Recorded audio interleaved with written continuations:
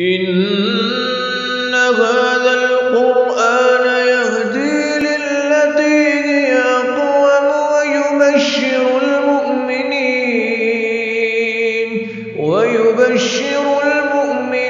الذين يعملون الصالحات أن لهم أجرا كبيرا. نحمده ونصلي ونسلم على رسوله الكريم واشهد ان لا الہ الا اللہ وحدہ لا شریک لہ واشهد ان محمدا عبدہ ورسولہ اما بعد. آج ہمارا ترتیب کے اعتبار سے 16 نمبر ہماری کلاس ہے، 16 نمبر، جس میں آج ہم انشاءاللہ تعالی سورۃ النساء پہ ہی پہنچے ہوئے ہیں، اور سورۃ النساء کی آیت نمبر 105 سے شروع کریں گے. اللہ سے دعا ہے کہ اللہ تعالی ہمیں سننے، سمجھنے اور عمل کرنے کی توفیق عطا فرمائے. اللہ تعالیٰ کا فرمان ہے، اعوذ باللہ من الشیطان الرجیم، بسم اللہ الرحمن الرحیم، انا انزلنا الیک الکتاب بالحق لتحکم بین الناس بما اراک اللہ ولا تکن للخائنین خصیما. جو ہمارا پیچھے گزرا ہے، جو پیچھے ہم جس کو تفصیل کے ساتھ پڑھ کے آ چکے ہیں، اللہ تعالیٰ نے سورۃ النساء کے شروع میں کچھ احکامات دیے ہیں جن کا تعلق خواتین سے ہے، اور پھر اللہ تعالیٰ نے یہ وراثت کے مسائل تفصیل کے ساتھ بیان فرمائے ہیں، اور پھر محرمات کا بیان فرمایا، پھر معاشرتی بہت سارے مسائل بیان فرمائے، اور اللہ تعالیٰ نے اس میں بہت ساری نصیحتیں کی اہل کتاب کی طرف اور منافقین کی طرف اشارہ کرتے ہوئے بہت سی چیزوں کے سے نصیحت دی. اور پھر اللہ تعالیٰ نے اس موضوع پہ ہم چلتے ہوئے آج جس آیت سے شروع کر رہے ہیں، یہ آیت ہے، اللہ تعالیٰ نے فرمایا اپنے نبی صلی اللہ علیہ وسلم سے کہ انا انزلنا الیک الکتاب بالحق لتحکم بین الناس بما اراک اللہ. ہم نے آپ کی طرف یہ کتاب نازل کی ہے حق کے ساتھ، لتحکم بین الناس بما اراک اللہ، تاکہ آپ لوگوں کے درمیان اس طرح فیصلے کریں جیسے اللہ نے آپ کو بتایا ہے، جیسے اللہ نے آپ کو حکم دیا ہے، اس طرح کر کے آپ لوگوں کے درمیان فیصلے کریں. لتحکم بین الناس بما اراک اللہ، اللہ تعالیٰ نے آپ کو یہ کتاب اس لیے دی ہے تاکہ آپ لوگوں کے درمیان اس انداز سے فیصلے کریں جیسے اللہ تعالیٰ نے آپ کو بتایا ہے. بما اراک اللہ ولا تکن للخائنین خصیما، اور آپ خیانت کرنے والوں کے لیے کبھی بھی ان کے حق میں ان کے حمایتی جو ہے وہ نہ بنے.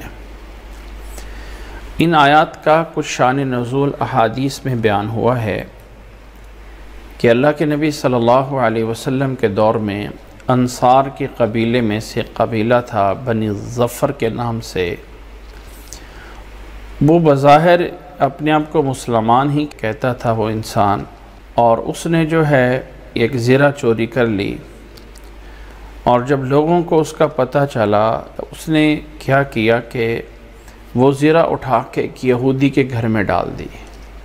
جب اللہ کے نبی صلی اللہ علیہ وسلم کے پاس مقدمہ آیا تو اللہ کے نبی صلی اللہ علیہ وسلم نے بظاہر ایک مسلمان ہے، اس کی طرف حمایت کرنا چاہیے، تو اللہ کے نبی صلی اللہ علیہ وسلم نے اسی کی حمایت میں ہی تھوڑے سے فیصلے دینے چاہے.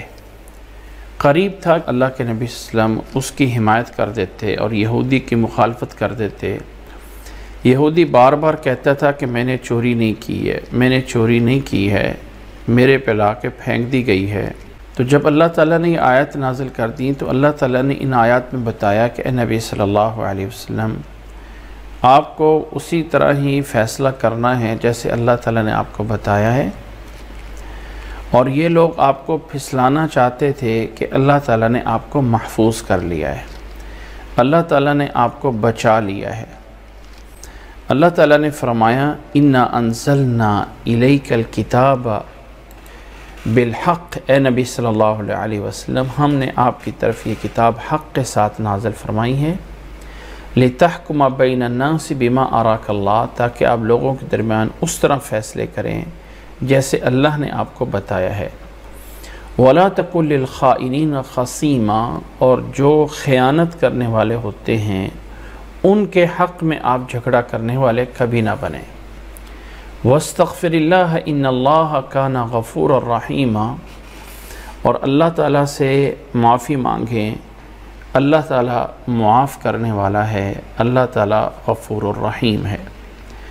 اللہ کے نبی صلی اللہ علیہ وسلم معصوم عن الخطا ہیں، اور نبی کی عصمت کا معنی یہ ہے، نبی کی عصمت کا معنی یہ ہوتا ہے کہ نبی اگر کچھ غلطی کرنا چاہے تو اللہ تعالیٰ اس کو تنبیہ کر دیتا ہے، اللہ تعالیٰ اس کو فوری طور پہ بتا دیتا ہے کہ یہ صحیح ہے اور یہ صحیح نہیں ہے، اور اللہ کے نبی اس غلط سے بچ جاتے ہیں۔ اس چیز کا نام جو ہے وہ عصمت نبی ہوتا ہے۔ تو اللہ کے نبی صلی اللہ علیہ وسلم ذہنی طور پہ رجحان یہی تھا کہ یہ مسلمان ہے اور وہ یہودی ہے، تو چوری یہودی نے کی ہے، مسلمان نے نہیں کی ہے۔ تو اللہ کے نبی صلی اللہ علیہ وسلم مسلمان کے حق میں فیصلہ دینے والے تھے کہ اللہ تعالیٰ نے یہ آیات نازل فرما دی۔ ان آیات سے ہمیں یہ بھی پتہ چلتا ہے کہ نبی صلی اللہ علیہ وسلم کی ذات میں ایک انسان اور بشر ہیں، آپ صلی اللہ علیہ وسلم کے اپنی ذات میں ایک انسان اور بشر ہیں، اور اللہ کے نبی صلی اللہ علیہ وسلم عالم الغیب نہیں ہیں، اس لیے کہ اگر نبی صلی اللہ علیہ وسلم عالم الغیب ہوتے تو آپ صلی اللہ علیہ وسلم کو پتہ ہوتا کہ زیرہ کی چوری اس مسلمان نے کی ہے، اس یہودی نے نہیں کی ہے، اور نبی صلی اللہ علیہ وسلم اس مسلمان کے حق میں حمایتی نہ بنتے، اور اللہ تعالیٰ ان آیات کو نازل نہ فرماتا۔ اللہ تعالیٰ نے ان آیات میں نازل فرما کے اپنے نبی صلی اللہ علیہ وسلم کو کہا ہے کہ آپ جو ہے وہ اس طرح فیصلہ کریں جیسے اللہ نے آپ کو بتایا ہے، اور ان خیانت کرنے والوں کی طرف سے آپ جھگڑالو نہ بنیں، اور اللہ تعالیٰ سے معافی مانگیں، اللہ تعالیٰ غفور الرحیم ہے۔ تو اللہ کے نبی صلی اللہ علیہ وسلم کا مقام مرتبہ بہت بڑا ہے، بہت بڑا مقام اور مرتبہ ہے، لیکن اللہ کی صفات محمد صلی اللہ علیہ وسلم میں یہ کہنا کہ اللہ کے نبی صلی اللہ علیہ وسلم کے اندر اللہ کی صفات آ گئی ہیں، تو ایسا نہیں ہے۔ آگے اللہ تعالیٰ نے فرمایا وَلَا تُجَادِلْ عَنِ الَّذِينَ يَخْتَانُونَ أَنفُسَهُمْ، ان لوگوں کی طرف سے جھگڑا نہ کریں جو لوگ کہ اپنے آپ کو خیانت میں جو ہے وہ ڈال رہے ہیں، جو لوگ اپنی ہی خیانت کرتے ہیں، ان کی طرف سے جھگڑا نہ کریں۔ ان اللہ لا يحب من کان خوانا اثیما، اللہ تعالیٰ ایسے دغا بازوں سے، ایسے خیانت کرنے والوں سے اللہ تعالیٰ محبت نہیں کرتا ہے۔ پھر اللہ نے فرمایا یستخفون من الناس، یہ لوگوں سے تو چھپ جائیں گے، ولا یستخفون من اللہ، لیکن اللہ سے نہیں چھپ سکتے ہیں۔ ولا یستخفون من اللہ وہو معہم، اور اللہ تعالیٰ ان کے ساتھ ہے، اذ یبیتون ما لا یرضی من القول، اللہ تعالیٰ وہ ساری باتیں سن رہا ہوتا ہے جب یہ رات کو ایسی باتیں کر رہے ہوتے ہیں جو اللہ کو پسند نہیں ہے۔ اذ یبیتون ما لا یرضی من القول، کہ رات کو بیت یبیتو کا معنی ہوتا ہے رات گزارنا، ایسی باتوں میں رات گزار کر رہے ہوتے ہیں جو اللہ کو پسند نہیں ہوتا ہے۔ وَكَانَ اللَّهُ بِمَا يَعْمَلُونَ مُحِيطًا، اور اللہ تعالیٰ جو کچھ یہ کر رہے ہیں سب کو اللہ تعالیٰ گھیرے میں لیے ہوئے ہے۔ وَكَانَ اللَّهُ بِمَا يَعْمَلُونَ مُحِيطًا، اللہ تعالیٰ ان کی تمام چیزیں اللہ تعالیٰ کے دائرے میں ہیں، کوئی چیز اللہ تعالیٰ کے دائرے سے باہر نکل کے نہیں ہے، سب چیزیں اللہ تعالیٰ جان رہا ہے، سب چیزیں اللہ تعالیٰ جو ہے وہ دیکھ رہا ہے۔ ہا انتم ہؤلاء جادلتم عنہم فی الحیات الدنیا فمن یجادل اللہ عنہم یوم القیامہ ام من یکون علیہم وکیلا، اللہ تعالیٰ نے فرمایا کہ ان لوگوں کی طرف سے اے نبی صلی اللہ علیہ وسلم آپ دنیا کی زندگی میں تو ان لوگوں کی طرف سے اگر بحث کر کے ان لوگوں کو جتا دیں گے، یہ لوگ جیت جائیں گے دنیا کی زندگی میں، تو اگر ایسا ہو گیا فَمَن يُجَادِلُ اللَّهَ عَنْهُمْ يَوْمَ الْقِيَامَةِ، اللہ تعالیٰ کے پاس جب یہ لوگ جائیں گے تو وہاں ان کی کون حمایت کرے گا؟ فَمَن يُجَادِلُ اللَّهَ عَنْهُمْ يَوْمَ الْقِيَامَةِ، اللہ تعالیٰ کے پاس قیامت کے دن کون وہاں پہ ان کی حمایت کرے گا؟ اَمَّن يَكُونُ عَلَيْهِمْ وَكِيلًا، یا کون ہوگا جو ان کا وہاں پہ وکیل بنے گا، ان کا کارساز بنے گا؟ اس لیے اللہ تعالیٰ سے ڈرنا چاہیے۔ وَمَن يَعْمَلْ سُوءًا أَوْ يَظْلِمْ نَفْسَهُ ثُمَّ يَسْتَغْفِرِ اللَّهَ يَجِدِ اللَّهَ غَفُورًا رَحِيمًا، لوگوں اگر کوئی گناہ ہو جائے کسی سے، کوئی انسان اپنے آپ پہ ظلم کر بیٹھے، ثُمَّ يَسْتَغْفِرِ اللَّهَ، پھر اللہ تعالیٰ سے معافی مانگ لے، تو یجد اللہ غفور الرحیم، اللہ تعالیٰ کو وہ غفور اور رحیم پائے گا۔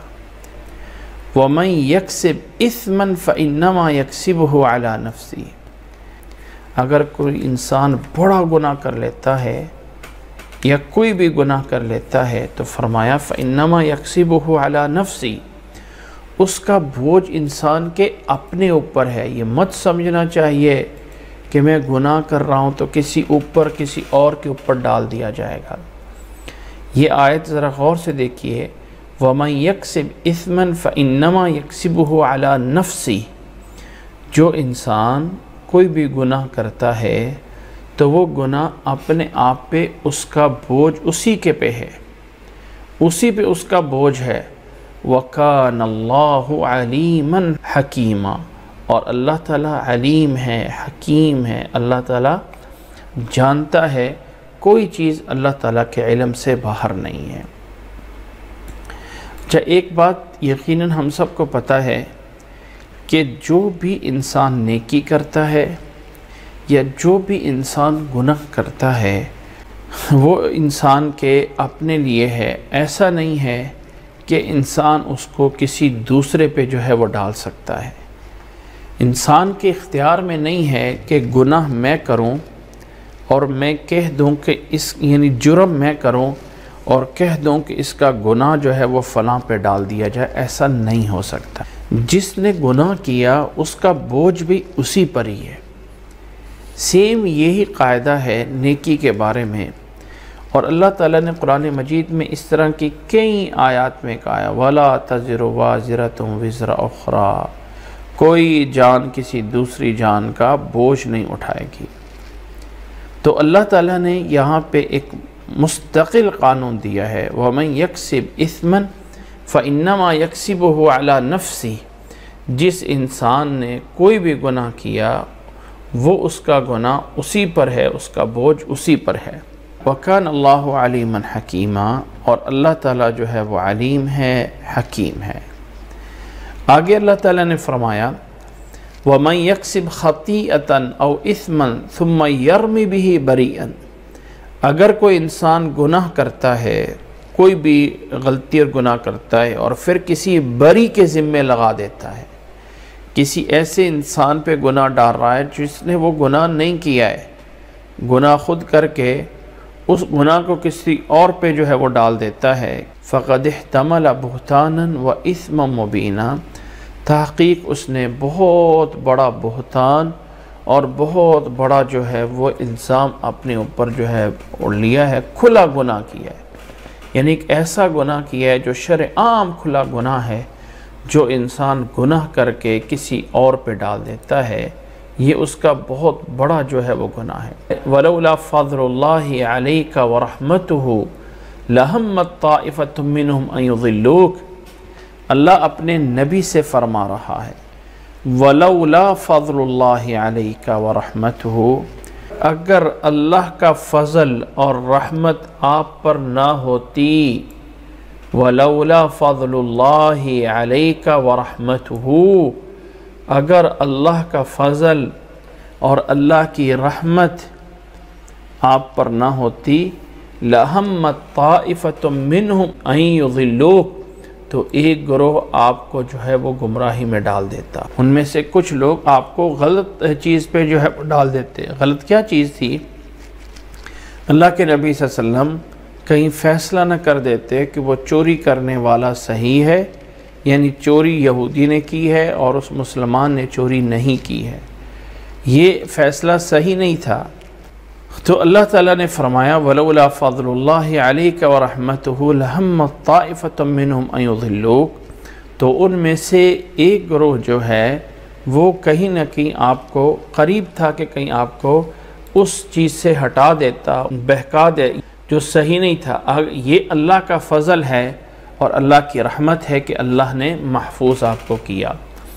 وَمَا يُضِلُّونَ إِلَّا أَنفُسَهُمْ. اور اللہ تعالیٰ نے فرمایا کہ وہ نہیں گمراہ کرتے مگر اپنے آپ کو ہی. وَمَا يَضُرُّونَكَ مِنْ شَيْءٍ. اور آپ کو کوئی تکلیف نہیں پہنچا سکتے ہیں. وَأَنزَلَ اللَّهُ عَلَيْكَ الْكِتَابَ وَالْحِكْمَةَ. اور اللہ تعالیٰ نے ہی آپ پہ یہ کتاب نازل فرمائی ہے اور اللہ تعالیٰ نے ہی آپ کو حکمت دی ہے. وَعَلَّمَكَ مَا لَمْ تَكُنْ تَعْلَمْ.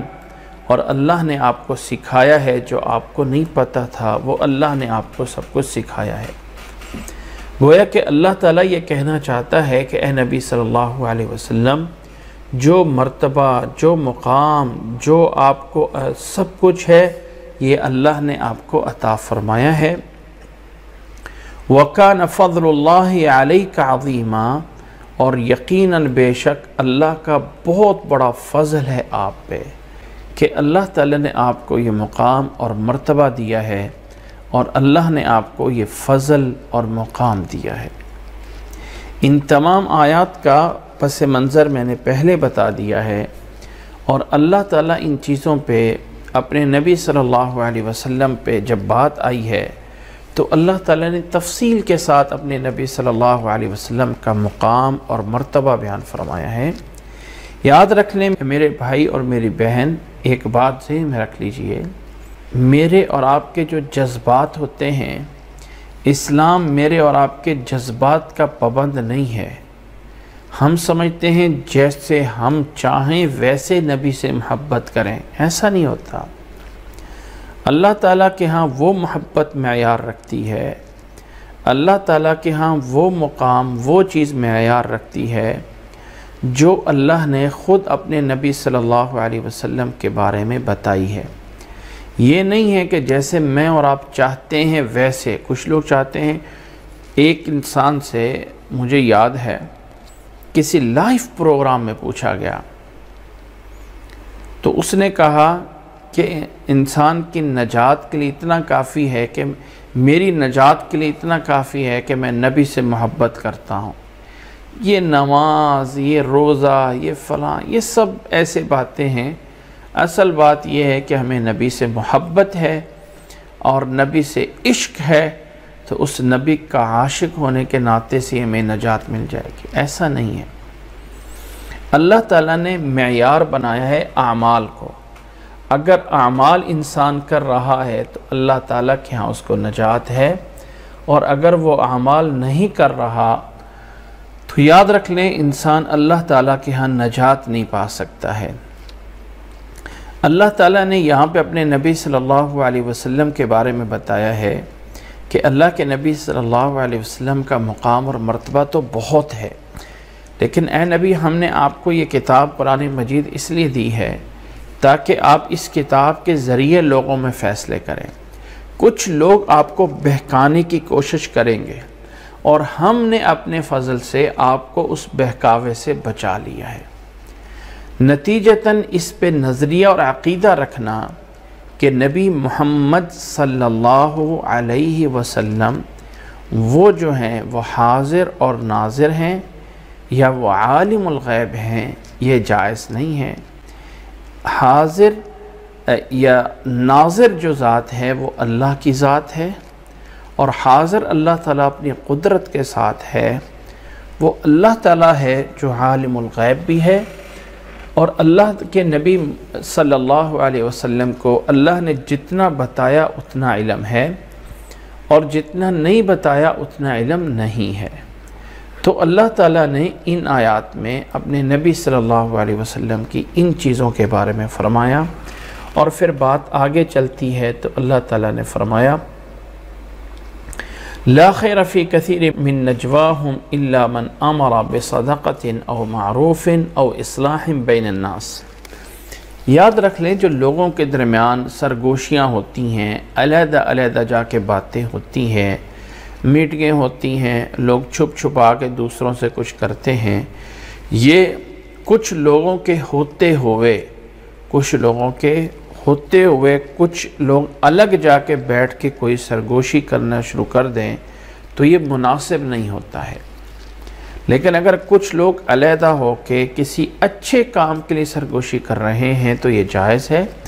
الا من امر بصدقۃ او معروف او اصلاح بین الناس۔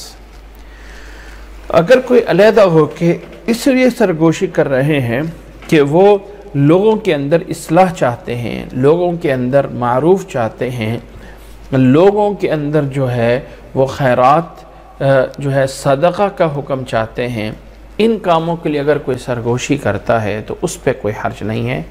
وَمَن يَفْعَلْ ذَلِكَ ابْتِغَاءَ مَرْضَاتِ اللَّهِ، جو کوئی انسان اس طرح کے کام اللہ کی رضا کی خاطر کرتا ہے، فَسَوْفَ نُؤْتِيهِ أَجْرًا عَظِيمًا، تو ہم اس کو بہت بڑا اجر دیں گے۔ وَمَن يُشَاقِقِ الرَّسُولَ مِن بَعْدِ مَا تَبَيَّنَ لَهُ الْهُدَى وَيَتَّبِعْ غَيْرَ سَبِيلِ الْمُؤْمِنِينَ نُوَلِّهِ مَا تَوَلَّى وَنُصْلِيهِ جَهَنَّمَ وَسَاءَتْ مَصِيرًا۔ اللہ تعالیٰ نے فرمایا جو کوئی انسان من یشاقق الرسول من بعد ما تبین لہ الہدی، ہدایت واضح ہو جانے کے بعد، من بعد ما تبین لہ الہدی، اس کے واضح ہو جانے کے بعد پھر کوئی انسان اختلاف کرتا ہے۔ یہ بات ذرا نوٹ کیجئے، جو کوئی شقاق کرتا ہے رسول سے، من بعد ما تبین لہ الہدی، ہدایت واضح ہونے کے بعد، وَيَتَّبِعْ غَيْرَ سَبِيلِ الْمُؤْمِنِينَ، اور مومنوں کے علاوہ کسی اور راستے کی پیروی کرتا ہے، نُوَلِّهِ مَا تَوَلَّى، تو ہم اس کو وہیں پھیر دیتے ہیں جہاں وہ پھر رہا ہے، وَنُصْلِيهِ جَهَنَّمَ وَسَاءَتْ مَصِيرًا، اور ہم اسے جہنم میں ڈالیں گے اور یہ بہت برا جو ہے اس کے لیے ٹھکانہ ہے۔ آیت کا مفہوم یہ ہے کہ جو اللہ کے رسول سے اختلاف کرتا ہے ہدایت آنے کے بعد، اور آج کل کے دور میں اللہ کے نبی کی حدیث آنے کے بعد، نبی صلی اللہ علیہ وسلم سے پورا کی پوری حدیث ملنے کے بعد بھی پھر کوئی انسان کہتا ہے کہ میں اس مسئلے کو نہیں مانتا ہوں، یا میرے پاس جو ہے وہ فلاں امام کا قول ہے، کیا تم اس امام سے زیادہ نبی کو جانتے ہو؟ کیا ان کو اس بات کا پتہ نہیں تھا؟ میرے بھائی، ان کو پتہ تھا یا نہیں تھا؟ میں اور آپ اس چیز کے مکلف ہیں کہ جب اللہ کا یا اللہ کے رسول کا پیغام پہنچا تو ہم اس پہ آمنا و صدقنا بولیں۔ جو ہدایت آنے کے بعد پھر رسول سے اختلاف کرتا ہے، وَيَتَّبِعْ غَيْرَ سَبِيلِ الْمُؤْمِنِينَ، اور مومنوں کے علاوہ کسی اور منہج، کسی اور راستے پہ چلتا ہے، مومنوں کے علاوہ کسی اور منہج پہ، کسی اور راستے پہ چل رہا ہے، تو اللہ نے فرمایا نُوَلِّهِ مَا تَوَلَّى، پھر وہ جہاں پھر رہا ہے ہم اسے وہیں پھیر دیتے ہیں، اور نتیجتاً اسے جہنم میں جا کے جو ہے وہ ڈالیں گے، جو جہنم بہت برا ٹھکانہ ہے۔ یہاں پہ آپ لوگوں سے جو اہل علم ہیں، سمجھنے والے ہیں ذرا اس بات کو، میں تھوڑی سی ایک بات کی طرف آپ لوگوں کی توجہ دلانا چاہتا ہوں۔ اس آیت میں دو چیزیں آئی ہیں، وَمَن يُشَاقِقِ الرَّسُولَ، جو رسول سے اختلاف کرتا ہے، یہ ایک بات۔ دوسری بات وَيَتَّبِعْ غَيْرَ سَبِيلِ الْمُؤْمِنِينَ، اور مومنوں کے راستے کے علاوہ کسی اور راستے پہ چلتا ہے۔ ان دو چیزوں کو ذرا سمجھیے کہ ایک ہے شقاق رسول اور ایک ہے اتباع طریق، یعنی ایسے راستے کی اتباع کرنا جو مومنوں کے علاوہ دوسروں کا راستہ ہے۔ یہ جو دو چیزیں ہیں، آیا یہ دو چیزیں الگ الگ مطلب کی رکھتی ہیں یا ایک مطلب ہے ان کا؟ یعنی بطور نتیجہ کے یہ ایک چیز ہے یا دو چیزیں ہیں؟ ایک چیز ہے رسول سے اختلاف، اور ایک ہے کہ مومنوں کے علاوہ کسی اور چیز پہ راستے پہ جانا، مومنوں کے منہج پہ نہیں ہے، ایمان والوں کے طریقے پہ نہیں ہے۔ دوسرا، اب یہ الفاظ دو ہیں لیکن نتیجہ تو یہ ان رسول سے اختلاف وہی کر رہا ہے جو مومنوں پہ طریقے پہ نہیں ہے، اور مومنوں کے طریقے پہ جو نہیں ہے وہی رسول سے اختلاف کر رہا ہے، وہی رسول سے اختلاف کر رہا ہے۔ ذرا اس بات کو سمجھنا ضروری ہے کہ یہ الفاظ دو ہیں لیکن نتیجہ ایک ہے۔ اب ذرا میں توجہ دلاتا ہوں نبی کے ایک حدیث کی طرف جسے ہمیں سمجھنا ہے کہ اللہ کے نبی صلی اللہ علیہ وسلم نے ایک حدیث میں بیان فرمایا ہے کہ علیکم بسنتی و سنت الخلفاء الراشدین المہدیین عضوا علیہا بالنواجذ، لوگوں تمہارے اوپر لازم ہے کہ تم میری سنت کو اور خلفاء کی سنت کو جو ہے وہ لازم پکڑو۔ اور وہ یہ سمجھتے ہیں کہ خلفاء کی سنت ایک الگ چیز ہے اور نبی کی سنت ایک الگ چیز ہے، اور دونوں کو ماننا ضروری ہے۔ حالانکہ نتیجتاً ایسا نہیں ہے۔ یاد رکھیں کہ جو اللہ کے نبی کی سنت ہے وہی خلفاء کی سنت ہے۔ ایسا نہیں ہے کہ خلفاء کی کوئی سنت الگ سے ہے جو نبی کا طریقہ نہیں ہے۔ اس حدیث کا معنی یہ ہے کہ جو اللہ کے نبی کے خلفاء بعد میں آئے ہیں، ان خلفاء کا جو طریقہ ہے، جیسے انہوں نے اللہ کے نبی کے طریقے کے اوپر عمل کر کے دکھایا ہے، ان کے اس منہج اور دستور پہ بھی عمل کرو جو کہ اللہ کے نبی کا ہی طریقہ ہے۔ اب اس حدیث میں علیکم بسنتی و سنت الخلفاء الراشدین میں نبی صلی اللہ علیہ وسلم نے جو امت کے 4 خلفاء ہم کہتے ہیں، حضرت ابو بکر، حضرت عمر، حضرت عثمان اور حضرت علی رضی اللہ عنہم اجمعین، ان خلفاء کو فکس نہیں کیا ہے۔ ہر وہ امت کا خلیفہ راشد جو ہے، اور خلیفہ راشد اسے بولا جاتا ہے جو رشد و ہدایت پہ چلتا ہے، جو صحیح طریقے کو نافذ کرتا ہے، وہ خلیفہ راشد ہے۔ تو یہاں فکس نہیں، اگر تو خلفاء فکس ہو جاتے نبی کے دور میں، یہ فیصلہ ہو جاتا کہ ابو بکر، عمر، عثمان، علی، بات ختم، تو بعد میں لڑائیاں جھگڑے کس چیز کے ہوتے ہیں؟ بعد میں جو منافقین کی طرف سے، یہود کی طرف سے، حضرت عثمان رضی اللہ تعالیٰ عنہ کے دور میں، حضرت علی رضی اللہ تعالیٰ عنہ کے دور میں، حضرت معاویہ رضی اللہ تعالیٰ عنہ کے دور میں جو اسباب فتنے برپا ہوئے، وہ کیوں ہوتے؟ نبی صلی اللہ علیہ وسلم نے فکس کر کے تو نہیں بتایا تھا نا۔ تو حدیث علیکم بسنتی و سنت الخلفاء الراشدین میں دو چیزیں الگ الگ نہیں ہیں، وہ ایک ہی چیز ہے۔ اس سے مراد خلفاء کی سنت سے مراد بھی نبی کی سنت ہی ہے کہ نبی کی سنت پہ خلفاء کس طرح چل کے آئے ہیں، یہ مقصد ہے۔ یا اس خلفاء کی سنت سے مراد یہ ہے کہ ان خلفاء راشدین میں نے جو ایک اسلامی طرز حکومت کو جس انداز پہ چلایا ہو، اس کو جو ہے وہ اچھی طرح پکڑو، یہ مقصد ہے۔ ایسا نہیں ہے کہ دین کے احکامات میں نبی کی ایک الگ سے سنت ہے اور خلفاء کی ایک الگ سے سنت ہے، اور یہ دونوں ایک الگ الگ چیزیں ہیں، اور نبی کے بعد خلفاء نے الگ بھی کچھ چیزیں نئی دین میں اضافہ کیے ہیں جو پہلے دین کا حصہ نہیں تھی۔ نسبت کیا جاتا ہے حضرت عمر کی طرف کہ الصلاۃ خیر من النوم، فجر کی اذان میں حضرت عمر نے اضافہ کروایا تھا۔ 20 تراویح کی امامت جو ہے وہ حضرت عمر رضی اللہ تعالیٰ عنہ نے کروائی تھی۔ اس جمعے کی پہلی اذان حضرت عثمان رضی اللہ تعالیٰ عنہ نے کی تھی۔ اس طرح کر کے اضافے کچھ بنائے جاتے ہیں، اور یہ خلفاء کی سنت ہے، اور خلفاء کی سنت بھی دین کا ایک حصہ ہے۔ دلیل کیا ہے؟ علیکم بسنتی و سنت الخلفاء الراشدین المہدیین، کہ اس حدیث سے یہ دلیل لی جاتی ہے۔ یاد رکھ لیں کہ حدیث اپنے معنی میں، جو حدیث کا مین سبجیکٹ ہے علیکم بسنتی و سنت الخلفاء الراشدین کا، یہ مفہوم نہیں ہے۔ حدیث کا مفہوم یہ ہے کہ اللہ اور اللہ کے نبی کے خلفاء کی ایک ہی سنت ہے۔ باقی یہ جو بنائے جاتے ہیں طریقے، ایسا نہیں ہے کہ خلفاء نے اپنی طرف سے کچھ اضافہ کیا ہے دین میں، ایسا کچھ نہیں ہے۔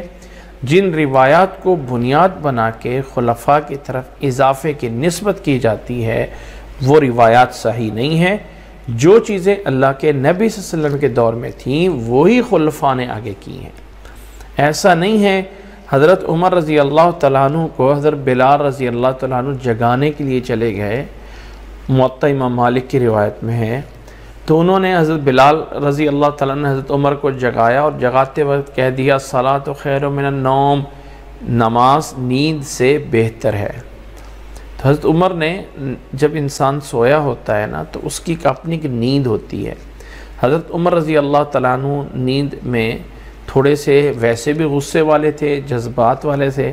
مؤذن سے کہا کہ جاؤ اس کو اذان میں کہو، یعنی اس کو اذان میں کہا کرو، یہ نہیں کہ تم ابھی مجھے سنا رہو۔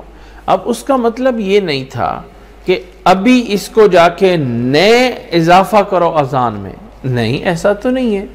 ابو داؤد میں، ترمذی میں، تمام سنن کی کتابوں روایات موجود ہیں، اللہ کے نبی صلی اللہ علیہ وسلم نے حضرت ابو محذورہ کو، حضرت بلال کو فجر کی اذان میں الصلاۃ خیر من النوم کہنے کا حکم دیا تھا، اور وہ باقاعدہ احادیث موجود ہیں۔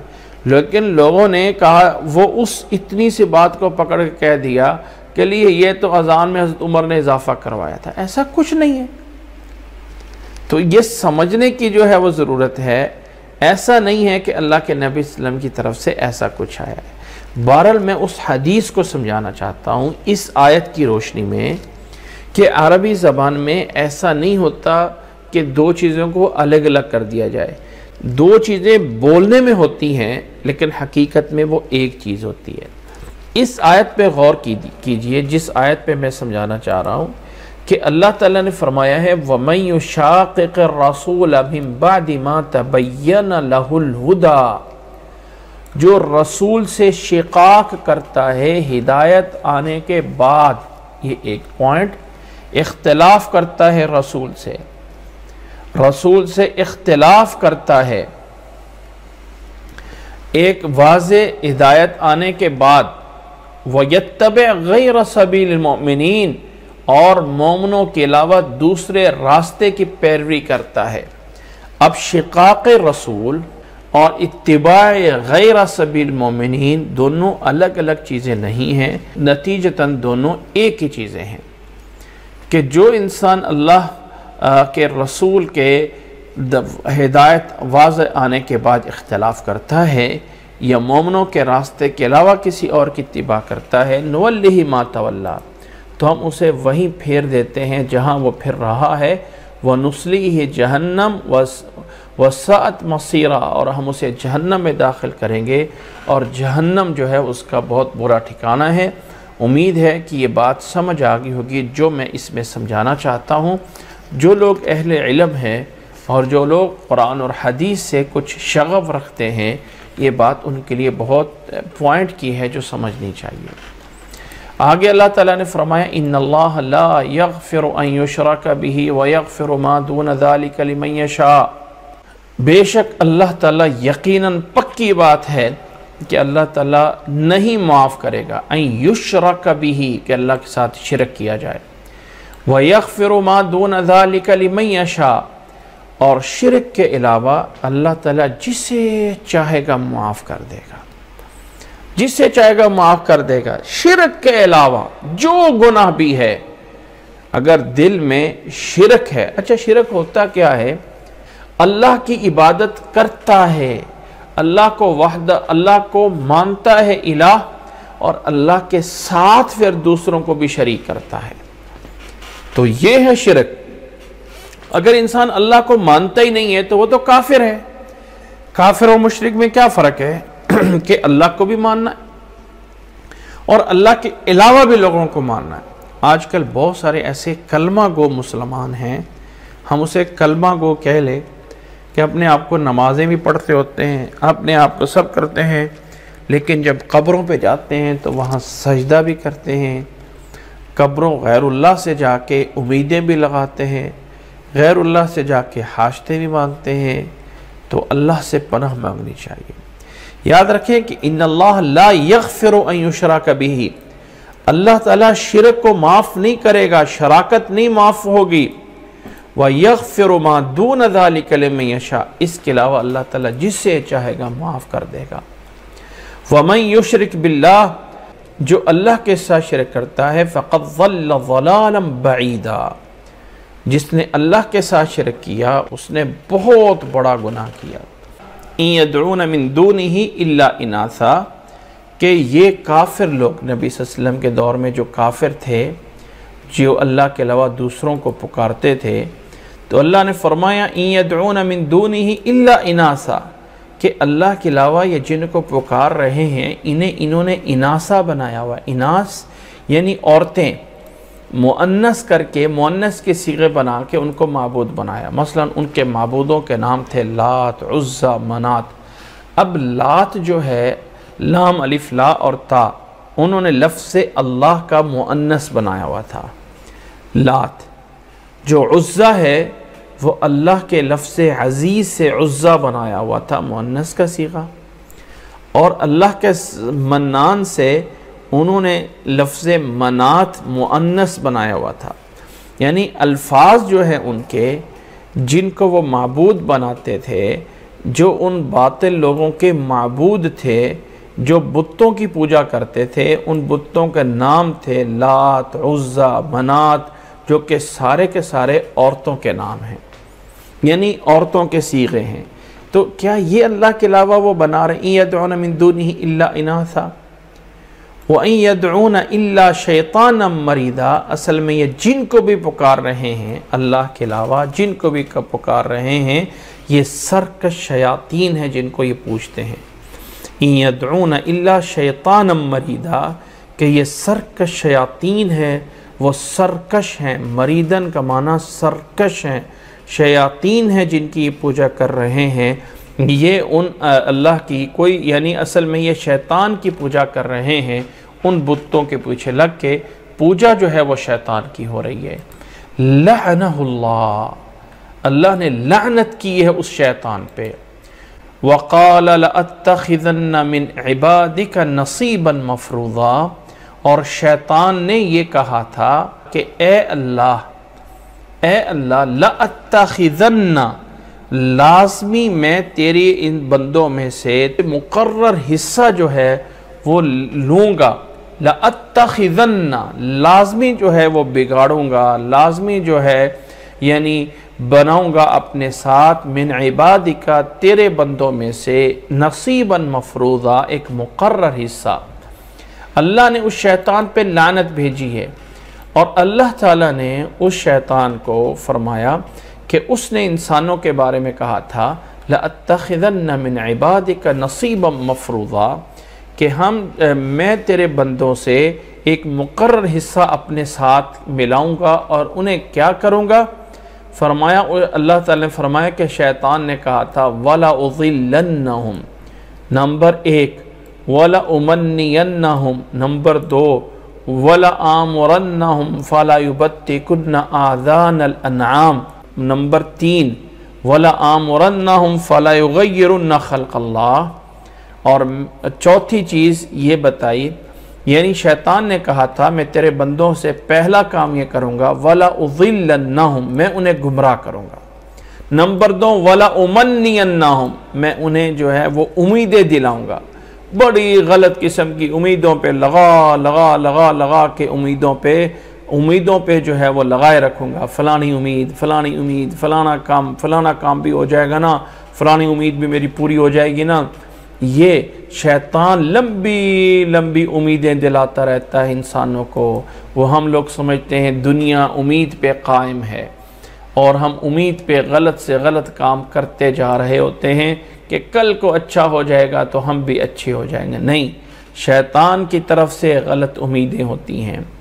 وَلَآمُرَنَّهُمْ فَلَا يُبَتِّكُنَّ آذَانَ الْأَنْعَامِ، شیطان نے کہا تیسرا میرا کام یہ ہے کہ میں ان کو حکم دوں گا، اور وہ چوپاؤں کے کان کو، جو ان کے کان ہوتے ہیں جانوروں کے، ان کو کاٹ کے غیر اللہ کے نام پہ وقف کریں گے۔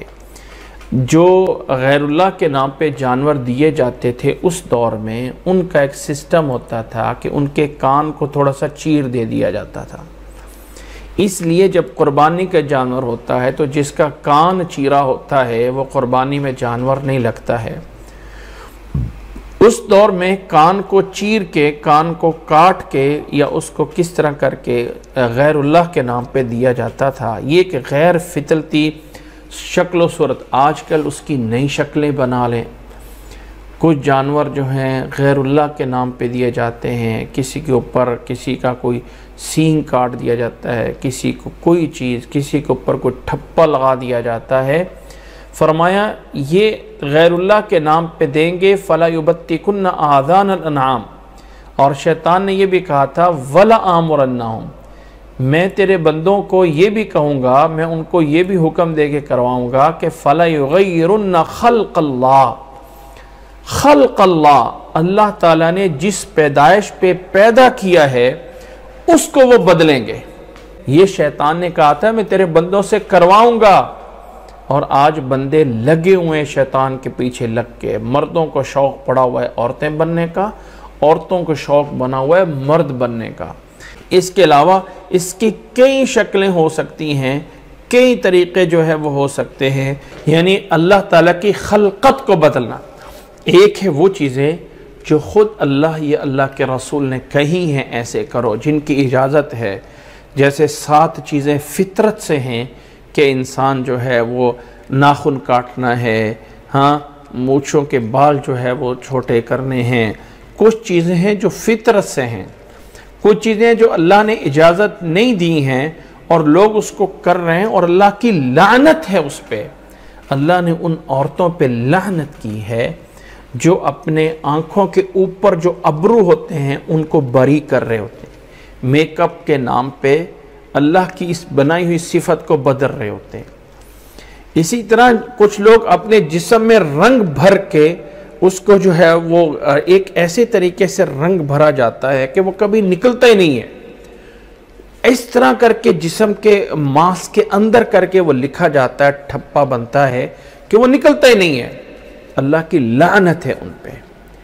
اور کچھ لوگ نعوذ باللہ شیطانی صفت میں آگے بڑھ گئے، کافر لوگ، جنہیں شیطان پورے جسم کو، پورے بازو کے اوپر پتہ نہیں کیا کیا ڈیزائن بنائیں گے، چہرے پہ کیا کیا ڈیزائن بنے ہوں گے، سر کے بالوں کے کیا کیا ڈیزائن بنائے جا رہے ہوں گے، اور کیسے ڈیزائن بنا رہے ہوں گے۔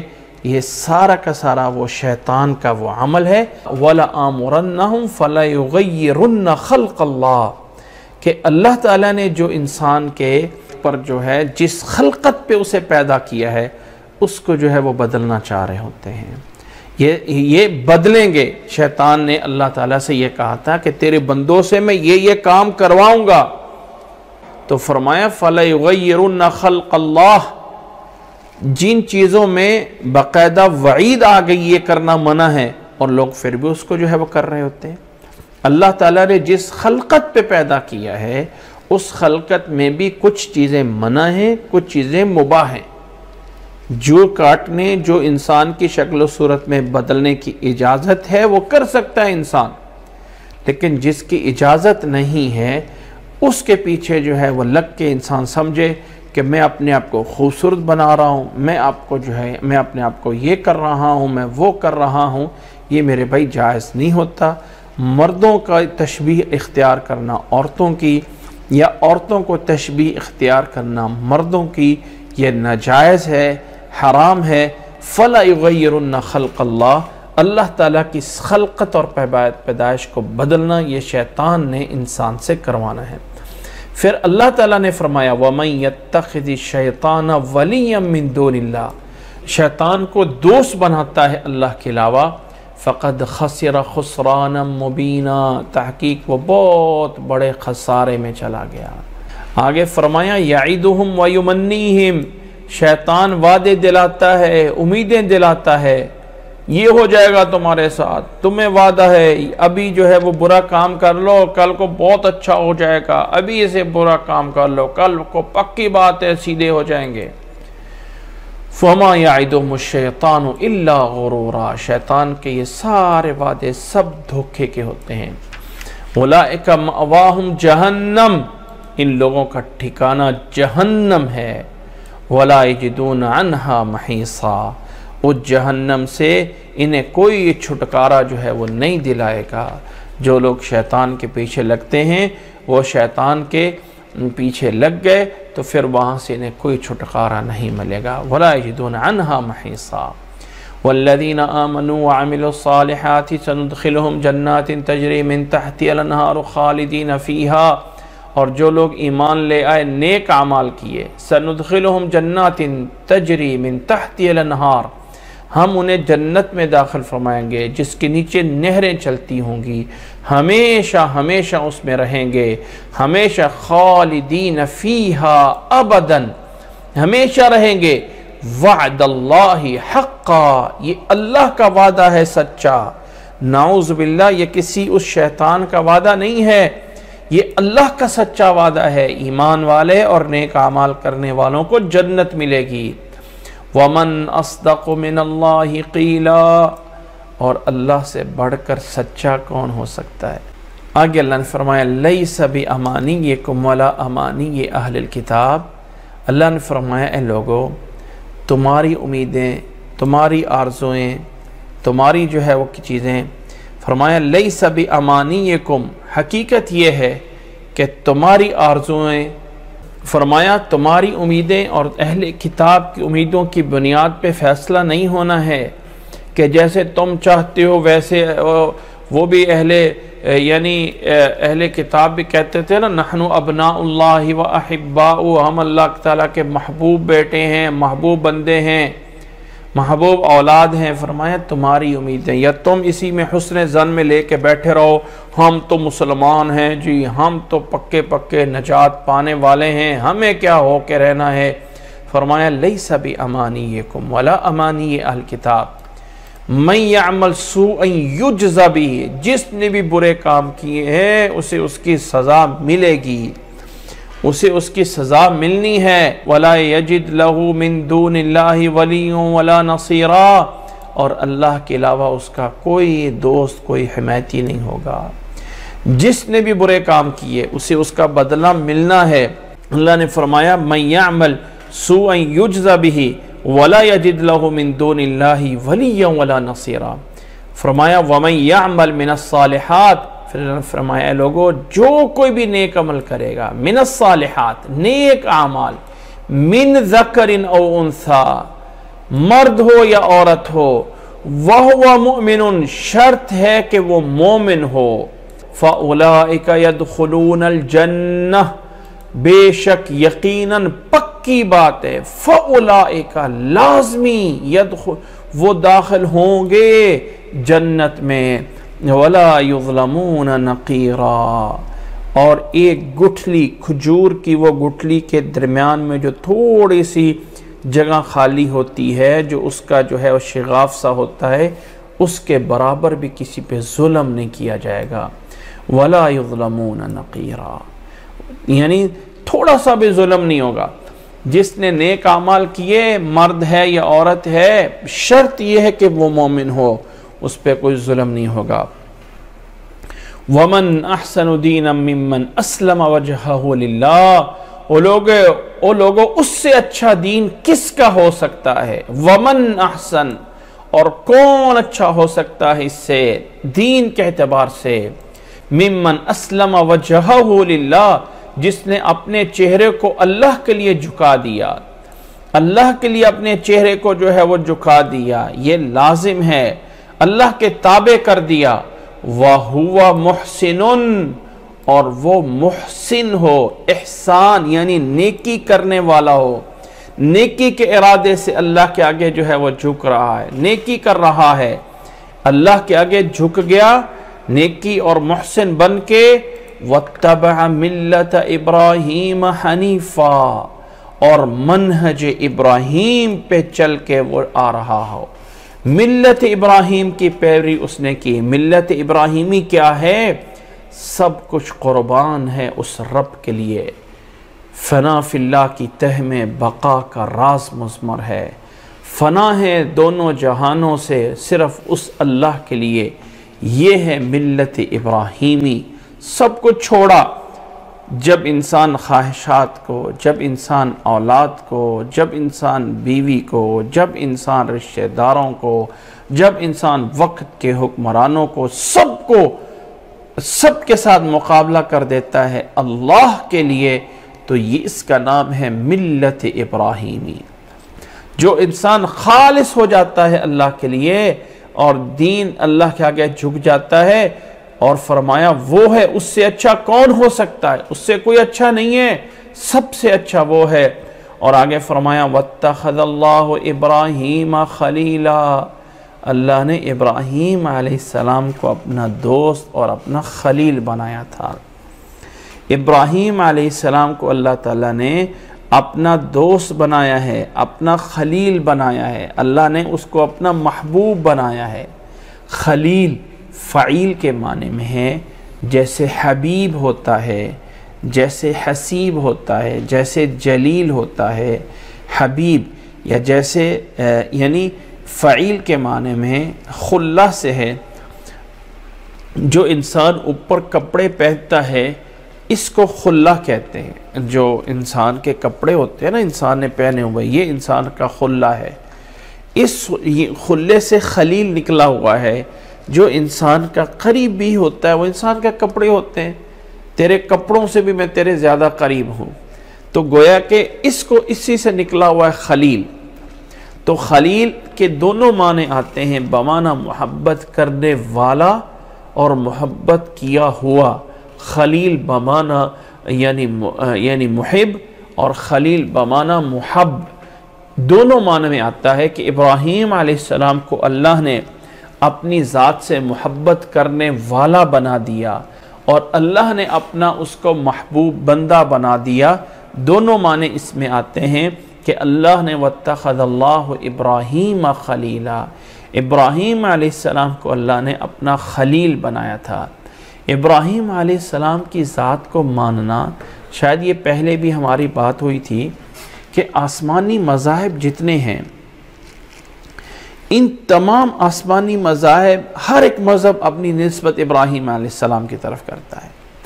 اور پیچھے ہم جان چکے ہیں کہ اللہ تعالیٰ نے مسلمانوں سے کہا تھا کہ ان اول الناس بابراہیم للذین اتبعوہ، ابراہیم علیہ السلام کے قریبی وہ لوگ ہیں جو ابراہیم علیہ السلام کی بات ماننے والے ہیں، جو ان کی اتباع کرنے والے ہیں، اور وہ ہے یہ نبی، وَهَذَا النَّبِيُّ وَالَّذِينَ آمَنُوا، اور وہ یہ امت ہے اور یہ نبی ہیں جو کرنے والے ہیں۔ فرمایا یہ لوگ ہیں جو قریبی، وَاتَّبَعَ مِلَّةَ إِبْرَاهِيمَ حَنِيفًا وَاتَّخَذَ اللَّهُ إِبْرَاهِيمَ خَلِيلًا۔ تو ابراہیم علیہ السلام کی بہت بڑی ہستی ہے۔ اچھا، ہمارا جو مسلمانوں کا سب سے بڑا، ایک بات آج نوٹ کیجئے، ہم مسلمان جو اپنے نبی کو سب سے بڑا کوئی تحفہ دے سکتے ہیں نا، سب سے عمدہ کوئی چیز اپنے نبی کو دے سکتے ہیں، نہ ہی اس کے لیے بہت لمبے چوڑے ریاضے کی ضرورت ہے، نہ ہی اس کے لیے بہت بڑا تحفہ۔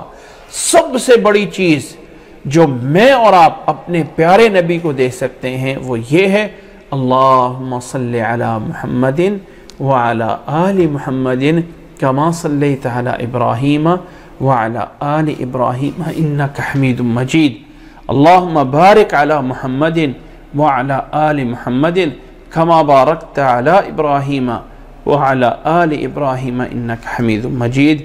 دنیا جہان کے نعت، دنیا جہان کی مدح سرائی، دنیا جہان کے تعریفی کلمات کہیں مقابلہ نہیں کر سکتے نبی کے حق میں جو یہ الفاظ کہے جاتے ہیں۔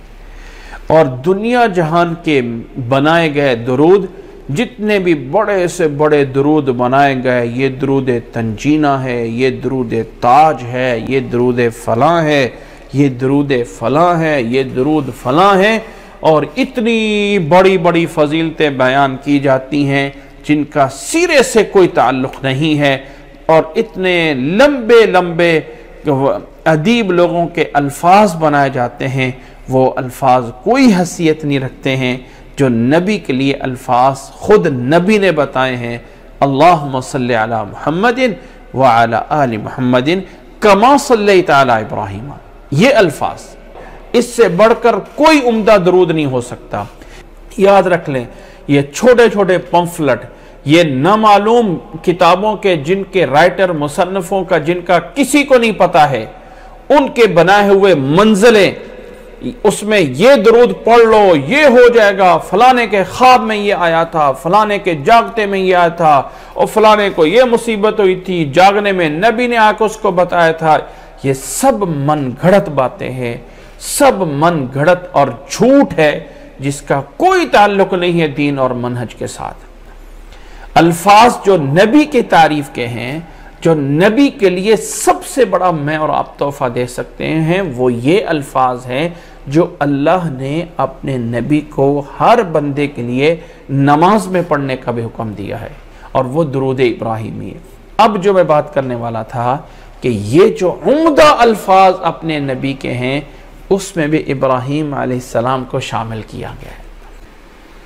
اللہ محمد صلی اللہ علیہ وسلم پہ بھی رحمت نازل کر، جیسے کہ ابراہیم علیہ السلام پر رحمت کی۔ تو ایک فرقے نے کہا کہ جی ابراہیم علیہ السلام پہ اللہ نے کیا رحمت کی تھی؟ اللہ نے ان کی آل میں نبوت جاری کر دی تھی، یہ اللہ کی بڑی رحمت تھی ابراہیم علیہ السلام پہ۔ تو محمد پہ رحمت کیا ہے؟ اللہ نے ان کی بھی آل میں، ان کی بھی آل میں، اور ان کی بھی امت میں، جیسے ابراہیم کی امت میں ہم دعا کرتے ہیں، ایسے ان کی بھی امت میں اللہ نے انبیاء اور نبی بھیجے ہیں، جس کا نام غلام احمد قادیانی ہے۔ دلیل کہاں سے لی؟ یعنی دلیل بنانے کے جو لوگ اپنی طرف سے دلیلیں بنانا چاہتے ہیں، وہ ایسی چیزوں کو اٹھا لیتے ہیں۔ بھی اللہم صلی علی محمد و آل محمد کما صلیت علی ابراہیم و علی آل ابراہیم، آل ابراہیم پہ کیا ہے؟ تو آل ابراہیم پہ تو اللہ نے ان کی آل میں نبوت دی تھی، تو محمد صلی اللہ علیہ وسلم کے بعد کیوں نبی نہیں آئے گا؟ تو جب ہم دعا بھی کرتے ہیں، یہ میں بتانا یہ چاہتا ہوں کہ دلائل بنانے میں جب لوگ آتے ہیں تو وہ حدیں پار کر دیتے ہیں نجائز کاموں کی، پھر ان کے اندر وہ انسانیت، وہ انصاف کے ترازو کہیں نہیں رہتے ہیں، اور اس سے بھی پکڑ لیا، اس درود کو بھی پکڑ کے لا کے اپنے نبی کی دلیل کے لیے اپنے کھاتے میں ڈال لیا، نعوذ باللہ من ذالک۔ اور نبی نے کہا ہے کہ انا خاتم النبیین لا نبی عبادی، یہ سب چیزیں چھوڑ دیا اور یہاں درود شریف کو پکڑ لیا، لو دیکھو جی آل ابراہیم پہ، آل ابراہیم پہ نبوت تھی تو محمد کی آل پہ بھی نبوت آنی ہے، اور ہم اسی کی دعا کرتے ہیں۔ یہ اس طرح کر کے دلائل ہوتے ہیں جو ہم عوام کو گمراہ کیا جاتا ہے، اور عوام اس پہ واہ واہ واہ واہ کر کے پیچھے لگ رہے ہوتے ہیں، واہ جی واہ فلاں علامہ صاحب نے یہ کر دیا، علامہ صاحب نے یہ کر دیا۔ اچھا ایک بات اور ذہن میں رکھ لیجئے، جو قرآن مجید پہ یا جو احادیث یعنی جو اعتراض کرتے ہیں، وہ کچھ اعتراض کرنے والوں کا ایک سٹائل آپ کو بتاتا ہوں۔ کسی نے قرآن مجید پہ اعتراض کیا اور کہا کہ لو یہ اللہ کا کلام کیسے ہو سکتا ہے؟ اللہ نے تو اس کلام میں کہا ہے اللہ نور السماوات والارض مثل نورہ کمشکات فیہا مصباح، یہ آیت جا کے سورۃ نور میں آئے گی۔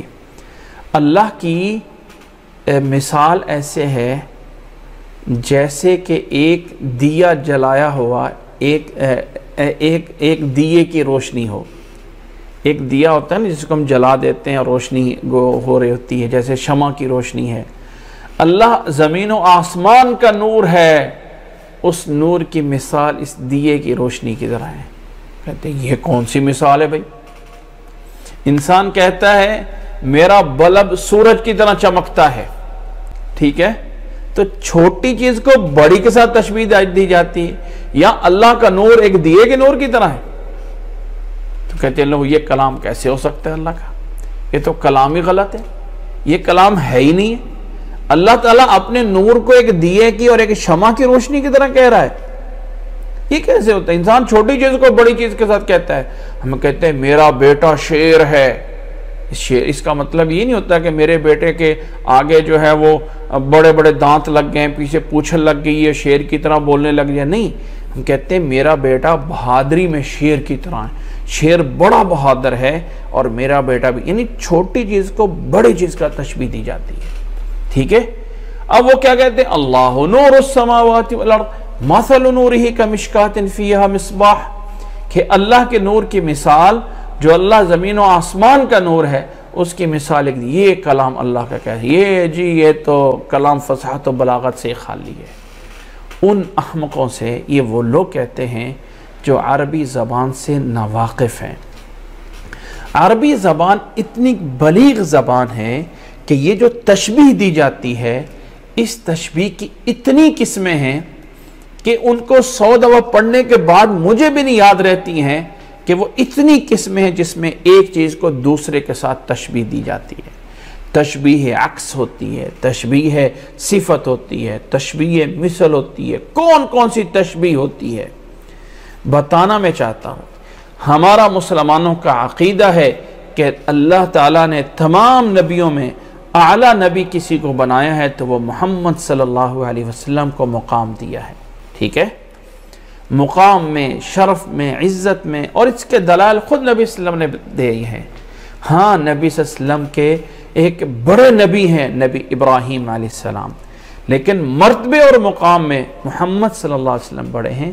اب درود میں جب مانگ رہے ہوتے ہیں نا، اللہم صلی علی محمد وعلی آل محمد کما صلیت علی ابراہیم وعلی آل ابراہیم، ہم کہتے ہیں کہ اب یہاں محمد کو چھوٹے ابراہیم کے ساتھ مشابہت دی کہ جیسے کوئی انسان کہہ سکتا ہے اللہ، کوئی بادشاہ کہہ رہے اے اللہ مجھے بھی اسی طرح کرسی دے دے جیسے کرسی جو ہے وہ ایک چھوٹے بچے کو دی ہوئی ہے، تو چھوٹے بچے والی چیز بڑے کے لیے تھوڑی مانگی جاتی ہے، چھوٹے کے لیے بڑے کے لیے مانگا جاتا ہے۔ تو یہ وہ سب چیزیں ہیں، یاد رکھ لیں کہ جو عربی زبان کی وہ بلاغت ہے جس کو یہ لوگ نہیں سمجھتے، جس کے اندر لوگ دھوکہ کھا کے اللہ کے کلام پہ اور ایسی چیزوں میں آ کے جرح کرتے ہیں۔ اللہ نور السماوات والارض پہ جا کے انشاءاللہ تعالی سورۃ نور میں جا کے پوری تفصیل سے بات ہوگی کہ اللہ نے اس میں کتنی بڑی بلاغت جو ہے وہ دی ہے، اور اللہ نے اس مثال میں کتنا بڑا اپنے آپ کو جو ہے وہ بنایا ہے اور کس صفت میں آ کے مشابہت ہوئی ہے۔ یہاں بتانا مقصد یہ ہے کہ ابراہیم علیہ السلام کے ساتھ محمد صلی اللہ علیہ وسلم کی رحمت کو یہ نہیں ہے کہ جتنی رحمتیں ابراہیم پہ آئی ہیں اسی طرح کی محمد صلی اللہ علیہ وسلم کے فرما، اس میں کمیت اور کیفیت مقصود نہیں ہے، کمیت اور کیفیت سے یہ صفت بالا تر ہے۔ مقصد یہ ہے کہ اے اللہ تو نے ہی ابراہیم پہ رحمتیں کی تھیں، گویا کہ الفاظ کا معنی اور مفہوم یہ ہے کہ اے رب ابراہیم محمد پہ بھی رحمت فرما۔ اب محمد کے لیے تو مانگ رہے ہیں نا، تو محمد کے لیے مانگنے کے لیے صلی اللہ علیہ وسلم کے لیے تو یعنی کس بڑے کا نام لیں؟ تو ہاں ایک شخصیت اللہ نے کہا، ایک شخصیت ہے جس کو ساتھ ملاؤ تاکہ حبیب اور خلیل ہو جائیں۔ اے رب ابراہیم محمد پہ بھی رحمت نازل فرما، یہ مفہوم بتانا ہے، یہ مقصود ہے کلام کا، یہ ہے مفہوم۔ تو اللہ تعالیٰ اب یہ قرآن کے جب آیتیں پڑھتے ہیں نا، تو جس آیت پہ ہم پہنچے اس پہ اللہ نے کہا ہے وَاتَّبِعْ مِلَّةَ إِبْرَاهِيمَ حَنِيفًا، اور پیچھے کہا ہے وَمَنْ أَحْسَنُ دِينًا مِّمَّنْ أَسْلَمَ وَجْهَهُ لِلَّهِ، اس سے اچھا کون دین ہو سکتا ہے جو اللہ کے آگے جھک جائے، اور اس میں ایڈ ہے وَاتَّبَعَ مِلَّةَ إِبْرَاهِيمَ حَنِيفًا۔ تو ملت ابراہیمی کی اتباع ایسی نہیں ہے کہ ملت ابراہیمی کی اتباع جو ہے وہ کوئی اور چیز ہے، یہ اسی اسلام کا ہے۔ لیکن ابراہیم علیہ السلام کی شخصیت ایسی ہے، ان کو اللہ تعالیٰ نے اتنا بڑا مقام دیا ہے کہ ان پر اللہ تعالیٰ نے رحمتیں نازل کی، اور ہم رحمت محمد صلی اللہ علیہ وسلم کے لیے بھی مانگتے ہیں۔ تو محمد صلی اللہ علیہ وسلم کو جب ہم اپنا نبی مانتے ہیں تو ابراہیم علیہ السلام کو بھی اللہ نے اپنا خلیل بنایا تھا۔ وَاتَّخَذَ اللَّهُ إِبْرَاهِيمَ خَلِيلًا۔ بتانا مقصد یہ تھا کہ ابراہیم علیہ السلام بڑی شخصیت ہیں، اور ہم اپنے نبی کے لیے جو سب سے بڑا کوئی تحفہ دے سکتے ہیں نا، اس تحفے میں، اس ہدیے میں، لوگ کہتے ہیں جی میں جو ہے وہ کچھ پڑھتا ہوں اور ساتھ کہتے ہیں اللہ اس کا ثواب مجھے بھی دے دے اور میرے نبی کو بھی پہنچا دے۔ اچھا جی میں اپنی قربانی کے ساتھ جو ہے نبی کی بھی قربانی الگ سے کرتا ہوں۔ اچھا جی میں اپنے صدقے کے ساتھ کچھ نبی کے لیے بھی صدقہ کر رہا ہوں۔ یاد رکھ لیں اللہ کے نبی ہمارے ان چیزوں کے محتاج نہیں ہیں۔ عبادات وہ ہوتی ہیں جو اللہ نے یا اللہ کے نبی نے خود سکھائی ہوئی ہیں۔ اپنی مرضی سے انسان کہے کہ میں نبی کا عاشق ہوں اور عاشق کے اندر طبلے بجا بجا کے ڈانس کر کر کے نبی سے محبت کر رہا ہوں، اللہ کو نہیں چاہیے اور نہیں اللہ کے نبی کو چاہیے یہ چیز۔ اپنے آپ کو جتنا برباد اور ضائع کرنا اس میں کر لے، جتنا مرضی جو ہے گڑگڑا کر لے، لیکن جو تعریف نبی کی ہو سکتی ہے، سب سے بڑے اگر اس میں کوئی کلمات ہیں تو یاد رکھ لیں وہ یہ کلمات ہیں، اللہم صلی علی محمد وعلی آل محمد کما صلیت علی ابراہیم وعلی آل ابراہیم انک حمید مجید۔ اور ایک بات پلے باندھ لیجئے، کسی کتاب میں کوئی دروشی پڑھیں، نوٹ رکھ لیں، درود ابراہیم سے بڑھ کر کسی درود شریف کی کوئی فضیلت نہیں ہے۔ درود ابراہیمی سے بڑھ کر کسی درود کی کسی کی کوئی فضیلت نہیں ہے۔ یہ جو درود تنجینہ، درود تاج، پتہ نہیں اور کون سے جو ہے درود لکی، درود پتہ نہیں کون سے بنائے ہوئے ہیں، یہ سارے کے سارے انسانوں کے بنائے ہوئے کلام ہیں۔ میں اب ایک بڑا ادیب ہوں، الفاظ بنا لیتا ہوں اور میں نبی کے دعا کے حق میں بڑے عمدہ الفاظ بنا دیتا ہوں، تو یہ ایسے ہی انسانوں کے بنائے ہوئے کلام ہیں۔ اس پہ کوئی نبی نے صلی اللہ علیہ وسلم نے نئی الفاظ سکھائے ہیں اور فلاں بزرگ کو یہ ہوا، اور سب سے بڑی چیز پتہ ہے کیا ہوتی ہے؟ جی فلاں بزرگ کو خواب میں آیا اور نبی نے یہ کہا، خواب میں آیا۔ ابھی یہ چند دنوں جب وبا پھیلی ہوئی تھی اور لوگوں کو خواب آ رہا تھا، نبی نے خواب میں آ کے فلاں کو یہ وظیفہ بتایا ہے، فلاں کو یہ آ کے وظیفہ بتایا ہے، فلاں کو نعوذ باللہ اللہ کے نبی صلی اللہ علیہ وسلم لوگوں میں اختلاف ڈالنا چاہتے ہیں۔ یہ سب لوگوں کی بنائی ہوئی باتیں ہیں، اللہ اور اللہ کے رسول ان سب باتوں سے بری ہیں۔ اللہ تعالیٰ نے فرمایا وَمَنْ أَحْسَنُ دِينًا مِّمَّنْ أَسْلَمَ وَجْهَهُ لِلَّهِ وَهُوَ مُحْسِنٌ۔ اس سے بڑا کون انسان اچھا ہو سکتا ہے جو اللہ کے لیے اپنے چہرے کو جھکا دیتا ہے اور وہ نیکی کرنے والا محسن ہوتا ہے۔ وَاتَّبَعَ مِلَّةَ إِبْرَاهِيمَ حَنِيفًا، اور ملت ابراہیمی کے نقش قدم پہ چلتا ہے، ملت ابراہیمی پہ چلتا ہے۔ اور کون تھے ابراہیم؟ وَاتَّخَذَ اللَّهُ إِبْرَاهِيمَ خَلِيلًا، اور اللہ نے ابراہیم علیہ السلام کو اپنا خلیل بنایا تھا، اپنا دوست بنایا تھا۔ آگے اللہ نے فرمایا وَلِلَّهِ مَا فِي السَّمَاوَاتِ وَمَا فِي الْأَرْضِ، اللہ وہ ہے جو زمین و آسمان میں جو کچھ ہے وہ اسی کا مالک ہے۔ وَكَانَ اللَّهُ بِكُلِّ شَيْءٍ مُحِيطًا، اور اللہ تعالیٰ ہر چیز کے اوپر، ہر چیز کو گھیرے میں لیے ہوئے، ہر چیز اللہ تعالیٰ کے محیط میں ہے، اللہ کے دائرے میں ہے۔ کوئی چیز اللہ تعالیٰ سے باہر نہیں نکل سکتی ہے کہ کوئی چیز انسان کہے کہ اللہ کے قبضہ قدرت سے آگے بڑھ گئی ہے، نہیں، سب کچھ اللہ کے پاس ہے۔ فرمایا آگے کچھ مسائل چلتے ہیں۔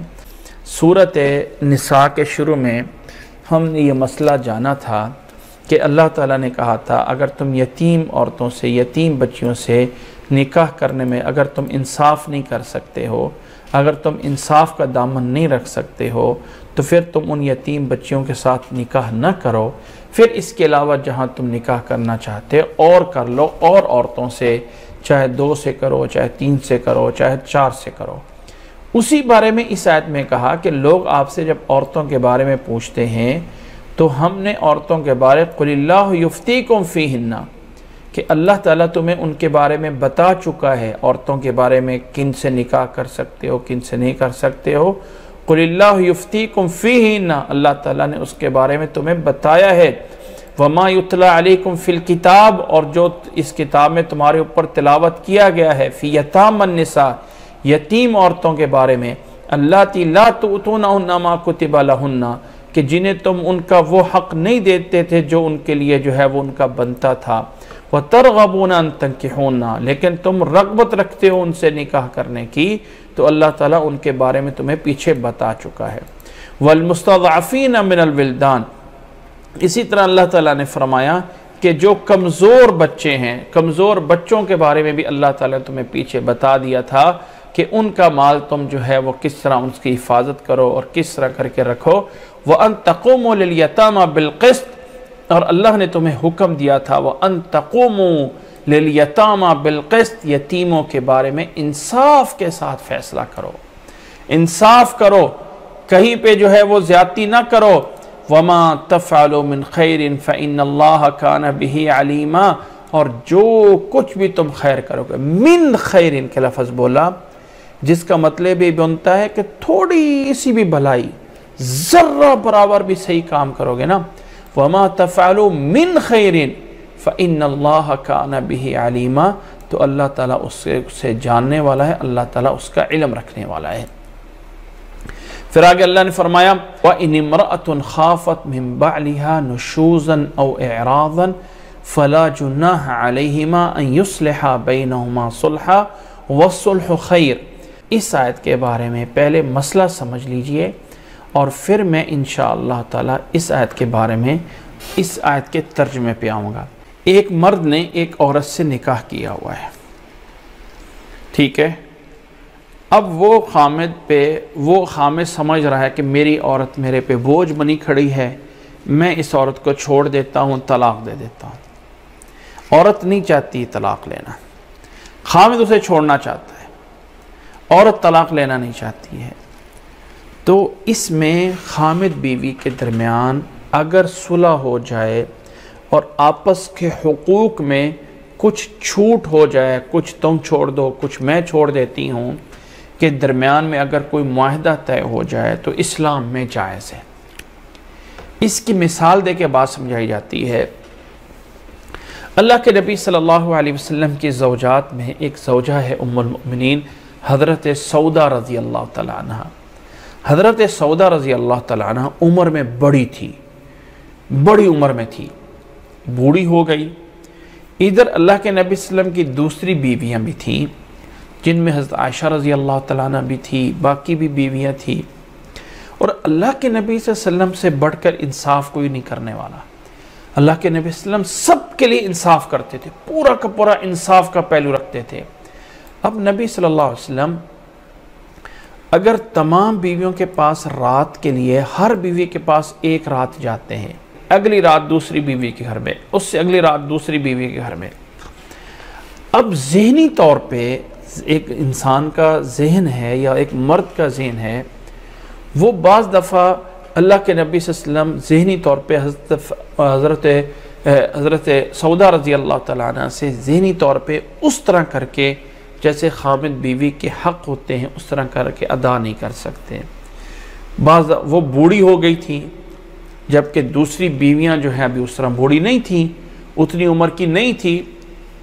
اب اللہ کے نبی صلی اللہ علیہ وسلم جو ایک ازدواجی، جو ایک خامد بیوی کے تعلقات ہیں، وہ ان کے ساتھ اس طرح قائم نہیں کر سکتے، تو دل میں ملامت ہوتی، دل میں پریشانی ہوتی کہ اب میں ان کے حق پورے کرتا ہوں اور اپنی اس بیوی کا حق پورا نہیں کرتا ہوں تو اللہ مجھے اس پہ پکڑے گا، اللہ تعالیٰ مجھے کہیں اس پہ پکڑ نہ لے۔ تو اللہ کے نبی صلی اللہ علیہ وسلم نے فیصلہ کر لیا کہ میں حضرت سودہ رضی اللہ تعالیٰ عنہ کو طلاق دے دیتا ہوں۔ یاد رکھ لیں، خامد اور بیوی میں بجائے اس کے کہ خامد کہیں اور گناہ کرے اور بیوی کہیں اور گناہ کرے، یا اپنی زندگی کو انسان اتنا مجبور بنا کے گزار لے، اس سے بہتر ہوتا ہے کہ انسان ایک اچھے طریقے سے جدا ہو جائے۔ تو اللہ کے نبی صلی اللہ علیہ وسلم نے حضرت سودہ رضی اللہ تعالیٰ عنہ کو طلاق دینا چاہیے۔ حضرت سودہ رضی اللہ تعالیٰ عنہ کو جب پتہ چلا کہ نبی کی زوجیت سے مجھے طلاق مل جائے، یعنی نبی کی بیوی ہونے سے امہات المومنین ہونے کا ایک شرف ہے، ایک مقام ہے، ایک عزت ہے اللہ کے ہاں بھی اور لوگوں کے ہاں بھی، تو مجھے اس سے نکال دیا جائے گا؟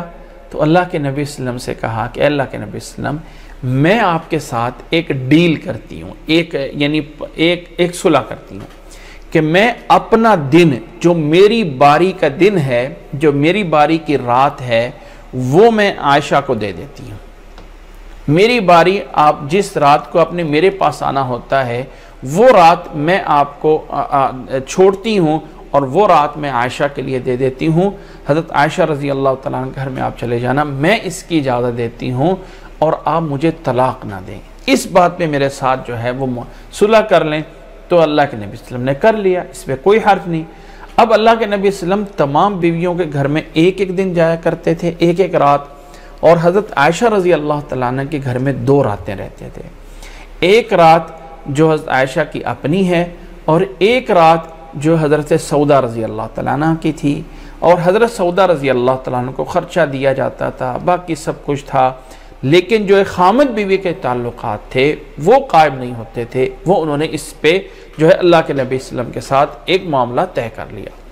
اب اس میں ہمیں بتایا جا رہا ہے، یہ جو آیت ابھی شروع ہو رہی ہے، کہ اگر ایک عورت کا خامد جو ہے اس سے دور ہو رہا ہے لیکن عورت نہیں چاہتی ہے، تو عورت اگر اپنے کچھ حق معاف کر کے اس خامد کا صلح کر لے کہ بھائی ٹھیک ہے تم مجھے طلاق نہ دے، چلو ٹھیک ہے تم میرے پاس آؤ یا نہ آؤ، یا مجھے خرچہ دو، کوئی چیز ایسے، کوئی پوائنٹ، کسی پوائنٹ پہ آ کے صلح ہو جاتی ہے، تو فرمایا یہ اسلام میں جائز ہے، یہ اسلام میں منع نہیں ہے۔ اللہ تعالیٰ نے اسی کے بارے میں فرمایا، اگر کسی بیوی کو اپنے خامد سے یہ ڈر ہو جائے کہ میرا خامد علیحدہ ہو رہا ہے، وَإِنِ امْرَأَةٌ خَافَتْ مِنْ بَعْلِهَا، بعل کہتے ہیں خامد کو، نشوزاً او اعراضا، کہ میں اپنے خامد سے، اپنے شوہر سے وہ بے پرواہی اعراض کرتا ہے، تو اگر ایسی کسی بات پہ آ کے صلح کر لیتے ہیں کہ جس پہ دونوں آپس میں رہیں، کچھ عورت اپنے حق چھوڑ دے یا کچھ اپنا خامد جو ہے وہ حق اور کر دے کسی اور پہلو میں، تو اللہ نے فرمایا جائز ہے، فَلَا جُنَاحَ عَلَيْهِمَا أَن يُصْلِحَا بَيْنَهُمَا صُلْحًا، تو اللہ نے فرمایا کہ اگر وہ کسی بات پہ آ کے آپس میں صلح کر لیتے ہیں تو اسلام میں یہ ناجائز نہیں ہے، یہ جائز ہے۔ اگر کوئی انسان اپنی بیوی کے ساتھ معاملہ طے کر لیتا ہے کسی بھی معاملے میں، حق کے بارے میں، کہ میں تجھے اتنا دے سکتا ہوں، اتنا نہیں دے سکتا، یا تیرے پاس میں اتنا رہ سکتا ہوں، اتنا نہیں رہ سکتا ہوں، اگر آپ اس سے زیادہ چاہتی ہو تو پھر ہم بہتر ہے کہ پھر الگ ہو جائیں، جدا ہو جائیں۔ تو اگر کسی بات پہ آ کے صلح ہو جاتی ہے جس میں بیوی کے حق میں زیادہ ہو رہا ہو یا خامد کے حق میں آ کے کوئی بات ہو رہی ہو، تو فرمایا اس میں دونوں کے کسی پوائنٹ پہ آ کے صلح کر لیں، اسلام میں یہ ناجائز نہیں ہوگا۔ پھر فرمایا وَالصُّلْحُ خَيْرٌ، اور صلح کرنا ہی زیادہ بہتر ہے، جدا ہونا ایک دوسرے سے بہتر نہیں ہے۔ وَالصُّلْحُ خَيْرٌ، صلح کر لینا زیادہ بہتر ہے۔ وَالصُّلْحُ خَيْرٌ، آگے فرمایا وَأُحْضِرَتِ الْأَنفُسُ الشُّحَّ، ہر ایک انسان کا دل جو ہے وہ لالچی تو ضرور ہے، ہر ایک انسان کے دل کے اندر طمع ہے، لالچ ہے۔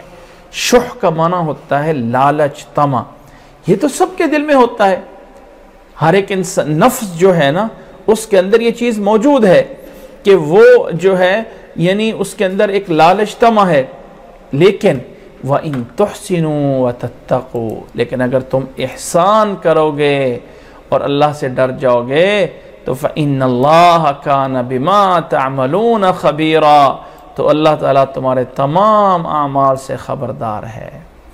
فرمایا اے لوگو، اگر لالچتی تو ہر ایک انسان ہے، مرد کہتا ہے مجھے یہ چاہیے، عورت کہتی ہے مجھے یہ چاہیے، شح، یہ لالچ پن، یہ طمع تو ہر ایک کے اندر ہے، ہر ایک زیادہ سے زیادہ چاہتا ہے۔ عورت چاہتی ہے میرے سارے کام خامد کر دے اور 24 گھنٹے میرے پاس رہے، خامد جو ہے وہ کچھ اور چاہتا ہے، تو دونوں اگر کسی چیز پہ آ کے صلح کر لیں تو بہتر ہے۔ یہ انسان کا ذہن یا انسان کی طبیعت میں لالچ، طمع ضرور ہے، لیکن وَإِن تُحْسِنُوا وَتَتَّقُوا، اگر تم احسان کرو گے، اچھائی کرو گے اور اللہ کا خوف اور ڈر رکھو گے تو اللہ تعالیٰ تمہارے ان اعمال سے بھی خبردار ہے۔ ان اللہ کان بما تعملون خبیرا۔ پھر آگے اللہ نے فرمایا وہ لوگوں بات یہ ہے کہ اگر کسی انسان کے پاس ایک سے زیادہ بیویاں ہیں تو اسے انصاف کرنا ہے، اور جیسے سورۃ نساء کے شروع میں بتایا تھا اگر انصاف نہیں کر سکتا ہے تو پھر ایک ہی نکاح کرنا ہے، ایک زیادہ کرنے کی بھی اجازت نہیں ہے۔ اللہ تعالیٰ نے اس آیت میں فرمایا وَلَن تَسْتَطِيعُوا أَن تَعْدِلُوا بَيْنَ النِّسَاءِ وَلَوْ حَرَصْتُمْ، او لوگو تم اگر مکمل طور پہ ہر پہلو کے لحاظ سے عورتوں میں برابری کرنا چاہو تو نہیں کر سکتے ہو، اگرچہ تم اس بات پہ حریص ہی کیوں نہ ہو، اگرچہ تمہاری یہ چاہتی کیوں نہ ہو، پھر بھی ہر چیز میں برابر ہونا یہ انسان کے بس میں نہیں ہے۔ اللہ کے نبی صلی اللہ علیہ وسلم کہا کرتے تھے نا، اے اللہ تعالیٰ جو ظاہری طور پہ ہے وہ میں سب کے لیے برابر کرتا ہوں، لیکن اگر دلی رجحان کہیں عائشہ کی طرف ہے تو اللہ اس پر میرا قبضہ یا میرا اختیار نہیں ہے۔ یہی چیز ہے کہ انسان کو کوشش ظاہر کرنی ہے، لیکن اگر انسان کہے کہ میں 100% سے اوپر پڑھ کر کے 1000% جو ہے وہ برابری پوری کر رہا ہوں تو یہ انسان کے بس میں نہیں ہے۔ وَلَوْ حَرَصْتُمْ، ایسا کر لو تو تم کر بھی نہیں سکتے ہو۔ فَلَا تَمِيلُوا كُلَّ الْمَيْلِ، یہ ایسا نہ ہو کہ تم پورا کا پورا ایک سائڈ پہ جھک جاؤ، یہ جائز نہیں ہے۔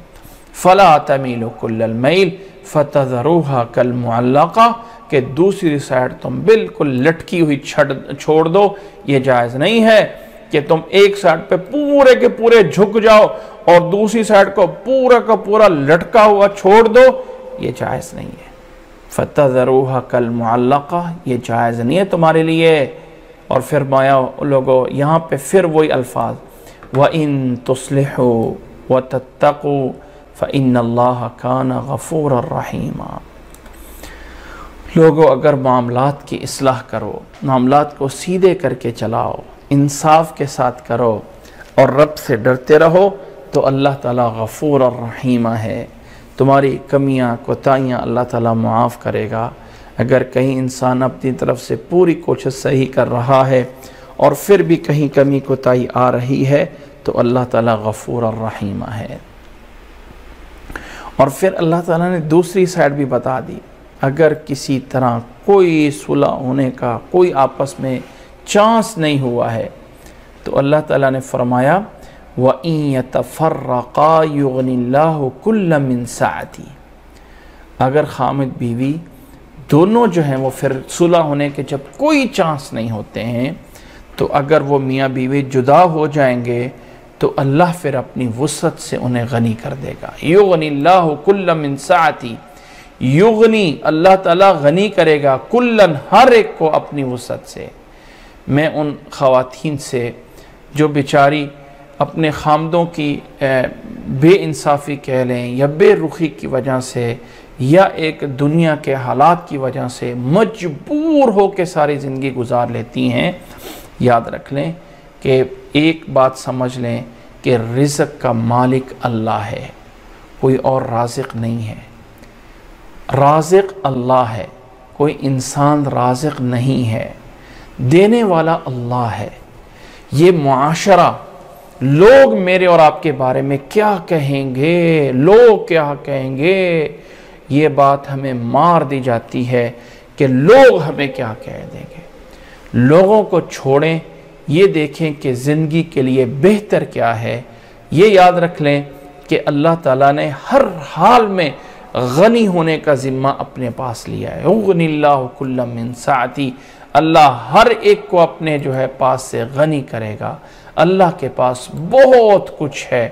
اور حکم دینے کے بعد اللہ نے فرمایا وَكَانَ اللَّهُ وَاسِعًا حَكِيمًا، یہاں پہ علیمًا حکیمًا نہیں کہا، یہاں پہ اللہ نے اپنے آپ کو غفوراً رحیمًا نہیں کہا، فرمایا وَكَانَ اللَّهُ وَاسِعًا حَكِيمًا، اللہ تعالیٰ وسعتوں والا ہے، اللہ تعالیٰ کے پاس ہر چیز کی وسعت ہے، اللہ کے پاس بہت کچھ ہے اور اللہ تعالیٰ حکمت والا ہے، یعنی جو اللہ نے بتائے احکامات یہ حکمت بھرے ہیں۔ خامدوں کو بھی پتہ ہوتا ہے اب یہ ہمیں چھوڑ کے کہاں جا سکتی ہیں، اور ان مجبوریوں کا اور وہ ان عورتوں کی ان مجبوریوں کا ناجائز فائدہ اٹھا رہے ہوتے ہیں اور ناجائز طریقے سے انہیں تنگ کر رہے ہوتے ہیں۔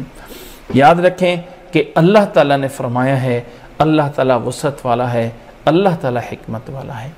آگے اللہ تعالیٰ نے فرمایا وَلِلَّهِ مَا فِي السَّمَاوَاتِ وَمَا فِي الْأَرْضِ، جو کچھ زمین و آسمان کا ہے یہ سب کچھ اللہ کے لیے۔ اللہ تعالیٰ جب اپنی چیز بتاتا ہے تو اپنی قدرت بتاتا ہے، بڑی قدرت بتاتا ہے۔ فرمایا کہ وَلِلَّهِ مَا فِي السَّمَاوَاتِ وَمَا فِي الْأَرْضِ وَلَقَدْ وَصَّيْنَا الَّذِينَ أُوتُوا الْكِتَابَ مِنْ قَبْلِكُمْ وَإِيَّاكُمْ أَنِ اتَّقُوا اللَّهَ، ان لوگوں کو حکم دیا گیا تھا جو کتاب دیے گئے، جو اہل کتاب یہود و نصارہ ہوئے، من قبلکم تم سے پہلے، وَإِيَّاكُمْ اور تمہیں بھی یہ حکم دیا جاتا ہے کس چیز کا؟ أَنِ اتَّقُوا اللَّهَ، أَنِ اتَّقُوا اللَّهَ، اللہ سے ڈر جاؤ، اللہ سے ڈر جاؤ، اللہ کی نافرمانی سے ڈر جاؤ۔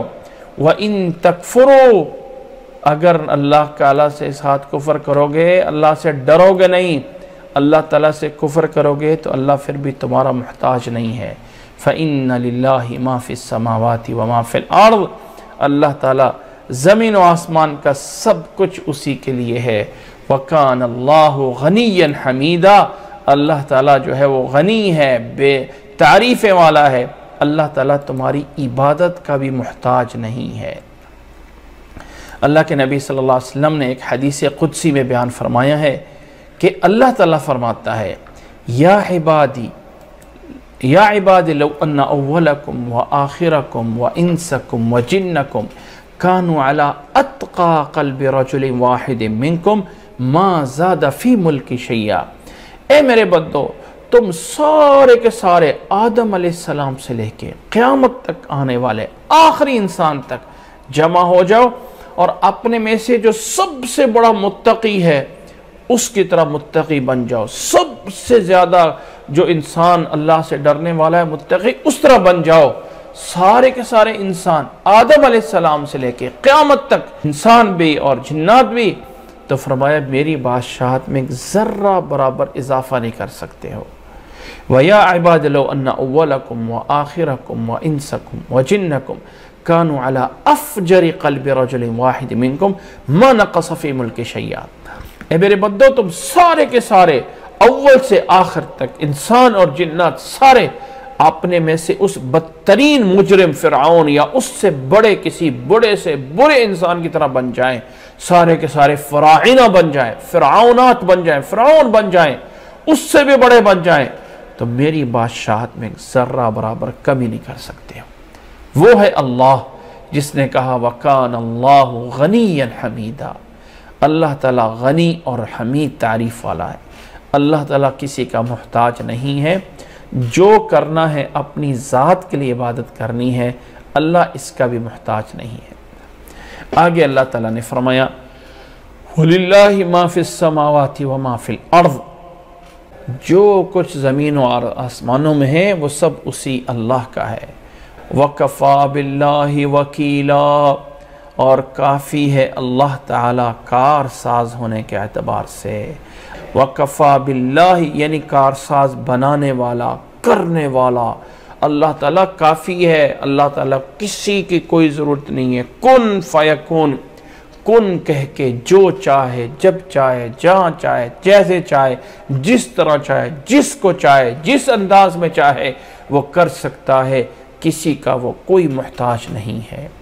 وَكَفَى بِاللَّهِ وَكِيلًا، قرآن مجید میں جب اللہ تعالیٰ نے اپنے بڑے ہونے کی باتیں کی ہیں، بتایا ہے اپنی عظمت کو، تو مثال دینے کے لیے اللہ نے وہ بڑے ہائی لیول کی مثالیں نہیں دی ہیں۔ وہ اللہ جس نے ایٹم کو بنایا، وہ اللہ جس نے سورج کو اتنا زمین سے دور کر کے روشنی زمین پہ پہنچا دی، وہ اللہ جس نے انسان کی اتنی لمبی آنتڑیاں جو ہے وہ بنا دی، جن کو لمبا کیا جائے تو کتنے کلومیٹر لمبائی ہو جاتی۔ نہیں، اللہ تعالیٰ نے انسانوں میں سے وہ انسان جو سب سے چھوٹے ذہن والا ہوتا ہے نا، کم سے کم ذہن والا، اس کو سامنے رکھ کے اپنی عظمت کی دلیل بیان کرتا ہے۔ اللہ ہے وہ اللہ جو زمین و آسمان کا مالک ہے، جس کو بڑا سے بڑا سائنسدان اور عقل مند بھی سمجھ سکتا ہے، اور جس کو انسان چھوٹے سے چھوٹے دماغ والا بھی سمجھ سکتا ہے، جو ایٹم کو نہیں جانتا، جو ڈی این اے کو نہیں جانتا، جو نوری سالوں کو نہیں جانتا، جو دور سے دور اور سے تیز مختلف چیزوں کے اعداد و شمار نہیں جانتا، وہ بھی جانتا ہے آسمان و زمین کیا ہے۔ تو اللہ تعالیٰ نے قرآن مجید کے انداز میں ایسی چیزوں کی، بڑی چیزوں کی مثالیں نہیں دی ہیں جس کو وہ انسان نہ سمجھ سکیں جو بیچارے ان پڑھ ہیں۔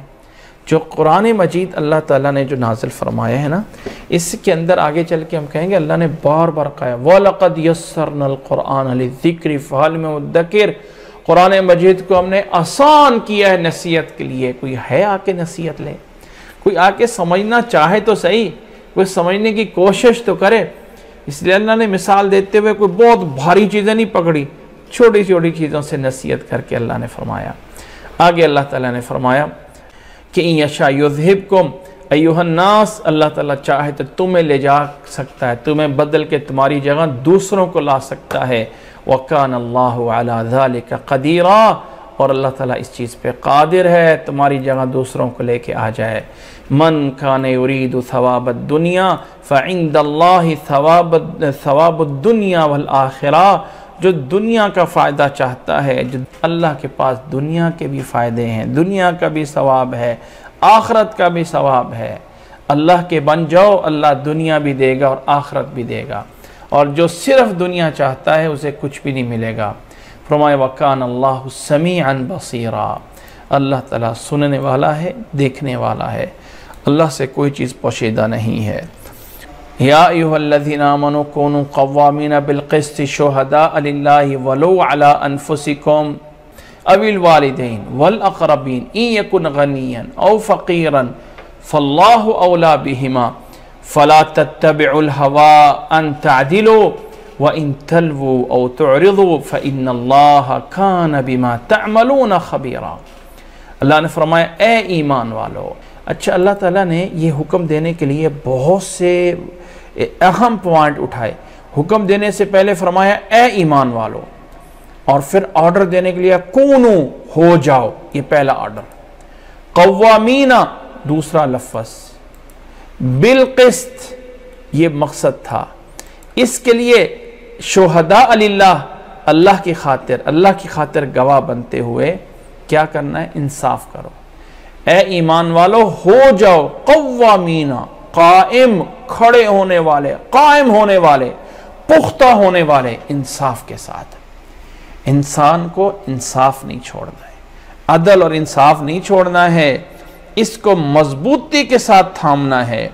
اے ایمان والو عدل و انصاف پر مضبوطی سے جم جانے والے بن جاؤ۔ شہداء للہ، شہداء للہ، اللہ کے لیے، اللہ تعالیٰ کی خوشنودی کے لیے، اللہ تعالیٰ کی یعنی اللہ تعالیٰ کی گواہی بنتے ہوئے، یہاں مقصد یہ ہے اللہ تعالیٰ کو گواہ بناتے ہوئے، اللہ تعالیٰ تمہارے اوپر جو ہے تم اللہ تعالیٰ کے لیے گواہ بن رہے، شہداء للہ، کہ تم جو ہیں یعنی اپنے آپ کو یہ سمجھو کہ اللہ تعالیٰ ہمیں جو ہے وہ دیکھ رہا ہے۔ فرمایا اے ایمان والو ہو جاؤ، بن جاؤ قائم ہونے والے، قسط انصاف، شہداء للہ ولو علی انفسکم، اگرچہ معاملہ اپنے آپ پہ ہی کیوں نہ آتا ہو، اگرچہ فیصلہ نتیجے میرے حق میں بھی برا آتا ہو تب بھی انصاف نہیں چھوڑنا۔ او الوالدین، یا والدین کے حق میں برا آ رہا ہو، والاقربین، یا رشتہ داروں کے حق میں برا آ رہا ہو، کسی کے حق میں بھی یہ نہیں دیکھنا کہ میں چونکہ جج یا قاضی ہوں، یا میں چونکہ گھر میں ہوں، یا یہ ہے کہ یہ میری سکی اولاد ہے اور یہ میری جو ہے وہ سکی اولاد نہیں ہے، کسی کے حق میں بھی انصاف کا دامن نہ چھوڑو۔ اچھا، کبھی کبھی بڑا عجیب سا محسوس ہوتا ہے، بعض دفعہ عورتیں جمع ہوتی ہیں کہیں پہ کسی فنکشن میں، اور عورتوں کے اپنے بچے ہوتے ہیں، ایک بچہ دوسری عورت کے بچے کو مار لیتا ہے تو عورت کو پتہ ہے غلطی میرے بیٹے کی ہے، لیکن وہ برداشت نہیں ہوتی کہ دوسروں کے سامنے میں اپنے بیٹے کو برا کہہ لوں. وہ جا کے ڈالنا ہے اپنی نند پہ، اپنے کسی اور پہ، اپنے کسی اور رشتہ دار پہ، اور اس بچوں کی لڑائی سے بڑوں کی لڑائی ہو جانی ہے. بچوں کی لڑائی سے لڑائی بڑوں کی ہو جانی ہے. جی اس کے بچے نے اس کو مارا تھا، اس کے نتیجے میں نے ایسے کہا تھا. یہ وہ بنیادی چھوٹی سی باتیں ہوتی ہیں جہاں سے بڑھ کے آگے بڑوں میں جا کے لڑائیاں چلی جاتی ہیں. تو چاہے کوئی چھوٹی بات ہے یا چاہے کوئی بڑی بات ہے، اللہ نے فرمایا لوگوں انصاف کرو. چاہے اپنے آپ پہ بات کوئی نہ آ رہی نا، اس کو بھی لے لو. بہت بڑا انسان ہے جو غلطی کے بعد کر دیتا ہے سوری، معذرت میری غلطی ہے. بہت کم لوگ ہوتے ہیں جو اپنی غلطیوں کو خود مان لیتے ہیں. فرمایا اگر اس غلطی کے نتیجے میں کوئی مال چھیننا پڑ رہا ہے نا، چھین جائے گا ہمارے پاس سے. اب یہ ہے کہ فلانے کا گھر ہم نے رکھا ہوا تھا، وراثت اس کی بنتی ہے، حق ان کا ہے، بہنوں کا حق ہے. اب اگر ہم نے بہنوں کا حق دے دیا تو ہمارا کیا بنے گا؟ فرمایا ان یکن غنیا او فقیرا فاللہ اولی بہما. اگر کوئی غنی یا فقیر ہو رہا ہے نا تو اللہ تعالیٰ اولا، اس کا اولا ہے. اللہ تعالیٰ اس کا جو ہے وہ دوست ہے، اللہ تعالیٰ اس کا دوست ہے. فاللہ اولی بہما، اللہ اس کا قریبی ہے. اس لیے مت سوچیں کہ انصاف کرنے کی وجہ سے میرا نقصان ہو جائے گا. اللہ تعالیٰ آپ کے قریب ہوگا. پھر فرمایا فلا تتبعوا الہوی ان تعدلوا.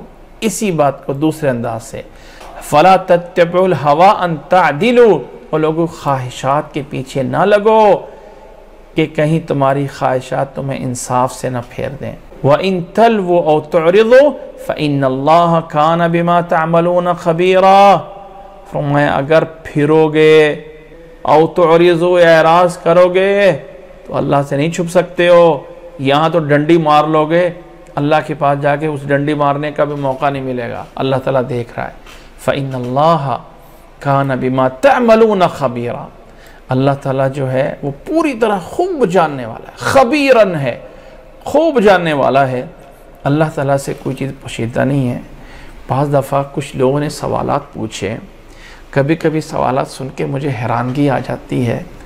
کچھ لوگوں کی ایسی باتیں بھی تھیں کہ جب سال ہونے میں 11 مہینے ہوتے ہیں نا، تو عورت اپنا زیور جو ہے وہ خامد کو بول دیتی میں نے تجھے دے دیا.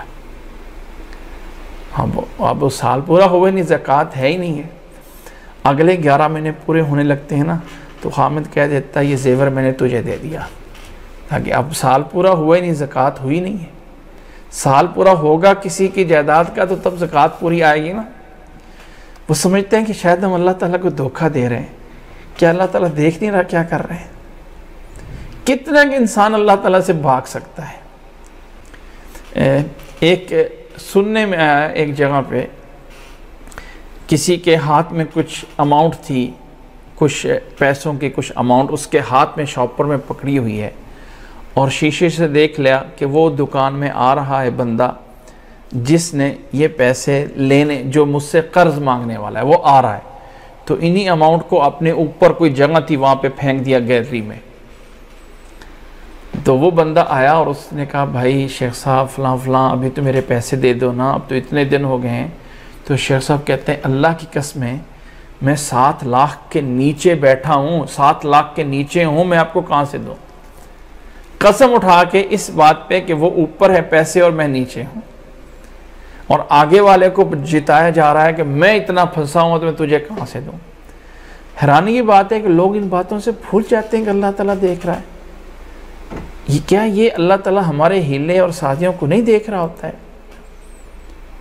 فرمایا وَإِن تَلْوُوا أَوْ تُعْرِضُوا، اگر اعراض کرو گے تو اللہ تعالیٰ بما تعملون خبیرہ ہے، خبر رکھنے والا ہے. دھوکہ کسی کو دے رہے ہو؟ اللہ کو دے رہے ہو کسی کو دے رہے ہو؟ کیا سمجھتے ہیں کہ اللہ تعالیٰ کو دھوکہ ہم دے لیں گے؟ آگے فرمایا یا ایھا الذین آمنوا، اے ایمان والو، آمنوا باللہ ورسولہ، ایمان لاؤ اللہ کے رسول پہ اس معنی میں جو ایمان لانے کا حق ہے اس طرح ایمان لے کے آؤ.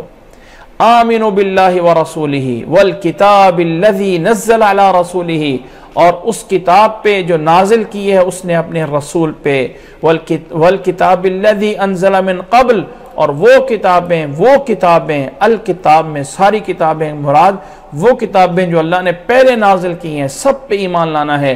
وَمَن يَكْفُرْ بِاللَّهِ وَمَلَائِكَتِهِ وَكُتُبِهِ وَرُسُلِهِ وَالْيَوْمِ الْآخِرِ فَقَدْ ضَلَّ ضَلَالًا بَعِيدًا، جو کفر کرتا ہے اللہ کے ساتھ، اللہ کے فرشتوں کے ساتھ، اللہ کی کتابوں کے ساتھ، اللہ کے رسولوں کے ساتھ، یوم آخرت کے ساتھ، قیامت کے دن کے ساتھ، فَقَدْ ضَلَّ ضَلَالًا بَعِيدًا، تحقیق و دور کی گمراہی میں جا کے پڑ گیا۔ جو کہ کفر کرتا ہے اللہ کے ساتھ، اللہ کی کتابوں کے ساتھ، اللہ کے فرشتوں کے ساتھ، یہ سب چیزوں پہ ایمان لے کے آنا، ماننا ہے کہ اے اللہ نے جیسے اللہ نے فرمایا ویسے ہی برحق ہے، ویسے ہی سب کچھ ہے۔ فرمایا وَمَن يَكْفُرْ بِاللَّهِ وَمَلَائِكَتِهِ وَكُتُبِهِ وَرُسُلِهِ وَالْيَوْمِ الْآخِرِ فَقَدْ ضَلَّ ضَلَالًا بَعِيدًا۔ آگے اللہ نے فرمایا إِنَّ الَّذِينَ آمَنُوا ثُمَّ كَفَرُوا ثُمَّ آمَنُوا ثُمَّ كَفَرُوا ثُمَّ ازْدَادُوا كُفْرًا لَمْ يَكُنِ اللَّهُ لِيَغْفِرَ لَهُمْ، جو لوگ ایمان لے آئے، ایمان کے بعد کافر ہو گئے، کافر کے بعد پھر ایمان لے آ کے پھر کافر ہو گئے اور پھر کفر میں بڑھتے رہے، لم یکن اللہ لیغفر لہم، اللہ انہیں معاف نہیں کرے گا، اللہ انہیں معاف نہیں کرے گا جنہوں نے کفر کیا، ایمان لے آئے کفر میں چلے گئے، ایمان لے آئے کفر میں چلے گئے۔ یہود تھے، حضرت موسیٰ علیہ السلام پہ ایمان لے آئے، پھر عیسیٰ علیہ السلام کے ساتھ کفر کر لیا، کچھ نبیوں کو مان لیا، کچھ نبیوں کے ساتھ کفر کر لیا، یہ سارا مراد ہے۔ پھر کفر میں بڑھتے رہے، لم یکن اللہ لیغفر لہم، اللہ انہیں معاف نہیں کرے گا، ولا لیہدیہم سبیلا، اور اللہ تعالیٰ پھر ایسے کافروں کو صحیح راستہ نہیں دیتا ہے۔ بشر المنافقین بان لہم عذابا علیما، یہ منافقوں کو بتا دیجئے کہ ان کے لیے جو ہے وہ دردناک عذاب ہے۔ الذین یتخذون الکافرین اولیاء من دون المؤمنین، جو کافروں کو اپنے اولیاء، دوست، حمایتی بناتے ہیں ایمان والوں کے علاوہ۔ ایبتغون عندہم العزہ، کیا یہ کافروں کی دوستی کے ساتھ سمجھتے ہیں کہ ہماری عزت بڑھ جائے گی؟ ہم کافروں کے ساتھ دوست بنیں گے تو ہمیں جو ہے وہ حکومتیں مل جائیں گی، ہماری حکومتیں برقرار رہ کے ہماری عزتیں رہ جائیں گی۔ اور فرمایا فَإِنَّ الْعِزَّةَ لِلَّهِ جَمِيعًا، اور انسان کو یقین کرنا چاہیے کہ عزت صرف اللہ کے ہاتھ میں ہے، وہ جسے چاہتا ہے عزت دیتا ہے، وہ جسے چاہتا ہے ذلیل کر دیتا ہے، وہ ایک دن میں فقیر کو، ایک گداگر کو بادشاہ بنا دیتا ہے، اور ایک دن میں بادشاہوں کو فقیر بنا دیتا ہے۔ آگے فرمایا وَقَدْ نَزَّلَ عَلَيْكُمْ فِي الْكِتَابِ أَنْ إِذَا سَمِعْتُمْ آيَاتِ اللَّهِ يُكْفَرُ بِهَا وَيُسْتَهْزَأُ بِهَا۔ کچھ لوگ مجھ سے سوال کرتے ہیں کہ ہم کبھی کبھی کسی شادی میں، کسی ایونٹ میں ایسی جگہ پہ جاتے ہیں جہاں پہ گانے بج رہے ہوتے ہیں، ڈانس ہو رہا ہوتا ہے، اللہ کی نافرمانیاں ہو رہی ہوتی ہیں، اب ہمارے رشتہ دار ہیں، اب ہم کیا کریں، ہم جائیں یا نہ جائیں؟ یا اس کے علاوہ کوئی اور محفل، کوئی اور جگہ ہوتی ہے جہاں پہ اللہ کی نافرمانی ہو رہی ہوتی ہے، تو میں اس میں کیا کروں؟ میں تو مجبور ہوں، میرے رشتہ دار ہیں، مجھے جانا پڑتا ہے، میں رشتہ دار ہیں، ان کے ساتھ نہ جاؤں تو بھی مجبوری ہے۔ اس طرح کر کے بہت سارے سوالات ہوتے ہیں۔ اس طرح کے تمام سوالات والوں کے لیے قرآن مجید کی یہ والی آیت وَقَدْ نَزَّلَ عَلَيْكُمْ، اس آیت کو ذرا پڑھ لیجئے اور صرف اس کا ترجمہ پڑھ لیجئے۔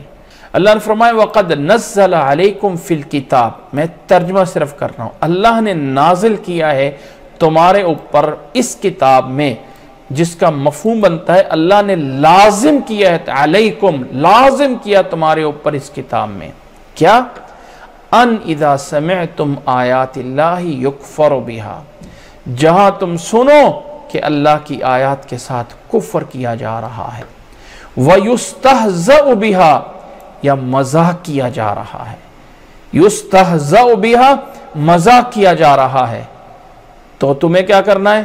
فَلَا تَقْعُدُوا مَعَهُمْ، ان کے ساتھ ہرگز نہیں بیٹھنا، نہیں بیٹھو ان کے ساتھ، حتی یخوضوا فی حدیث غیری، یہاں تک کہ اس کو وہ چھوڑ کے کسی اور بے کام میں ہو جائیں۔ جب تک نافرمانی چل رہی ہے اجازت نہیں ہے وہاں بیٹھنے کی، حتی یخوضوا فی حدیث غیری۔ اگر ایسا کر لیا تو کیا ہوگا؟ انکم اذا مثلہم، اگر ایسا نہیں کرو گے تو تم بھی ان کی طرح گناہ میں برابر کے حصے دار ہو، تم بھی ان کے ساتھ برابر کے حصے دار ہو، بات ختم۔ تم اور ان کے ساتھ تمہارا ان کا کیا فرق ہے؟ تم بھی وہ ہو۔ ان اللہ جامع المنافقین والکافرین فی جہنم جمیعا، اب ایک جنرل بات بتا دی کہ اللہ تعالیٰ منافقوں کو اور کافروں کو جہنم میں جمع کرنے والا ہے۔ تو اس آیت میں اللہ تعالیٰ نے کہا ہے جہاں اللہ کی نافرمانی ہو رہی ہوتی ہے وہاں پہ اس ایونٹ میں، اس اجتماع میں، کسی بھی اس طرح کے جلسے میں، کچھ اس جہاں بھی اللہ کی آیات کے ساتھ کفر ہو رہا ہے، اللہ کی آیات کے ساتھ مذاق ہو رہا ہے، اللہ کی آیات کے ساتھ جو ہے وہ اللہ کی نافرمانیاں ہو رہی ہیں، تو اے ایمان والے تجھے حکم یہ ہے فَلَا تَقْعُدُوا مَعَهُمْ حَتَّى يَخُوضُوا فِي حَدِيثٍ غَيْرِهِ، مت بیٹھو ان کے ساتھ یہاں تک کہ وہ اس بات کو چھوڑ دیں، اللہ کی نافرمانی سے باز آ جائیں۔ اگر تم نہیں کرو گے تو انکم اذا مثلہم، تم ان کی طرح نہیں ہو، اس مجلس میں آنے کی وجہ سے تم انہی کی طرح سے ہو گئے ہو۔ ان اللہ جامع المنافقین والکافرین فی جہنم جمیعا، اللہ تعالیٰ کافروں کو اور منافقوں کو جہنم میں جمع کرنے والا ہے۔ اب اللہ تعالیٰ نے خود کچھ منافقین کی کچھ کیفیت بیان کی کہ الذین یتربصون بکم، کہ کچھ لوگ ایسے ہیں تمہارے انتظار میں ہیں، کچھ لوگ یہ منافق ایسے ہیں یتربصون تمہارے انتظار میں، کیا ہے؟ فَإِن كَانَ لَكُمْ فَتْحٌ، اگر تمہیں فتح مل جاتی ہے تو قَالُوا أَلَمْ نَكُنْ مَعَكُمْ، کہتے ہیں ہم تو تمہارے ساتھی نہیں ہیں نا، ہم تو تمہارے ساتھی ہیں، ہمیں بھی مال غنیمت دے دو۔ وَإِن كَانَ لِلْكَافِرِينَ نَصِيبٌ، اور اگر کافروں کو کچھ فتح ہو جائے تو ان کو جا کے کہتے ہیں أَلَمْ نَسْتَحْوِذْ عَلَيْكُمْ، کیا ہم نے تمہاری طرف پناہ نہیں لی تھی، ہم نے تمہاری طرف نہیں آ کے جھکے تھے۔ وَنَمْنَعْكُمْ مِنَ الْمُؤْمِنِينَ، اور مومنوں سے ہم نے تمہیں روکا نہیں تھا، یعنی کافروں سے جا کہتے ہیں ہم تمہاری طرف نہیں ہیں۔ اللہ نے فرمایا فَاللَّهُ يَحْكُمُ بَيْنَهُمْ يَوْمَ الْقِيَامَةِ، ایسے جو ہے وقت پرست لوگوں سے، یہ ہوتے وقت کے ان کا جو خدا ہوتا ہے وقت ہوتا ہے، ہم اپنے اس کو کہتے ہیں چڑھتے سورج کو سلام کرنا، جہاں دیکھا فائدہ ہوا وہاں پیچھے لگ گئے، جہاں فائدہ ہوا وہاں پیچھے چل پڑے۔ فرمایا فَاللَّهُ يَحْكُمُ بَيْنَهُمْ يَوْمَ الْقِيَامَةِ، اللہ تعالیٰ ایسے لوگوں کا فیصلہ کرے گا جب دوسروں کو کہتے جائیں لٹیرے لٹیرے لٹیرے، اور جو سب ہوں وہ بھی خود جو ہیں وہ لٹیرے ہوں، جہاں فائدہ ملا وہاں سارے کے سارے پیچھے دوڑ پڑے۔ اللہ نے فرمایا اللہ تعالیٰ ایسے لوگوں کا جو یہ وقت پرست ہوتے ہیں، جو مطلب پرست ہوتے ہیں، اللہ ان کو قیامت والدین فیصلہ کرے گا۔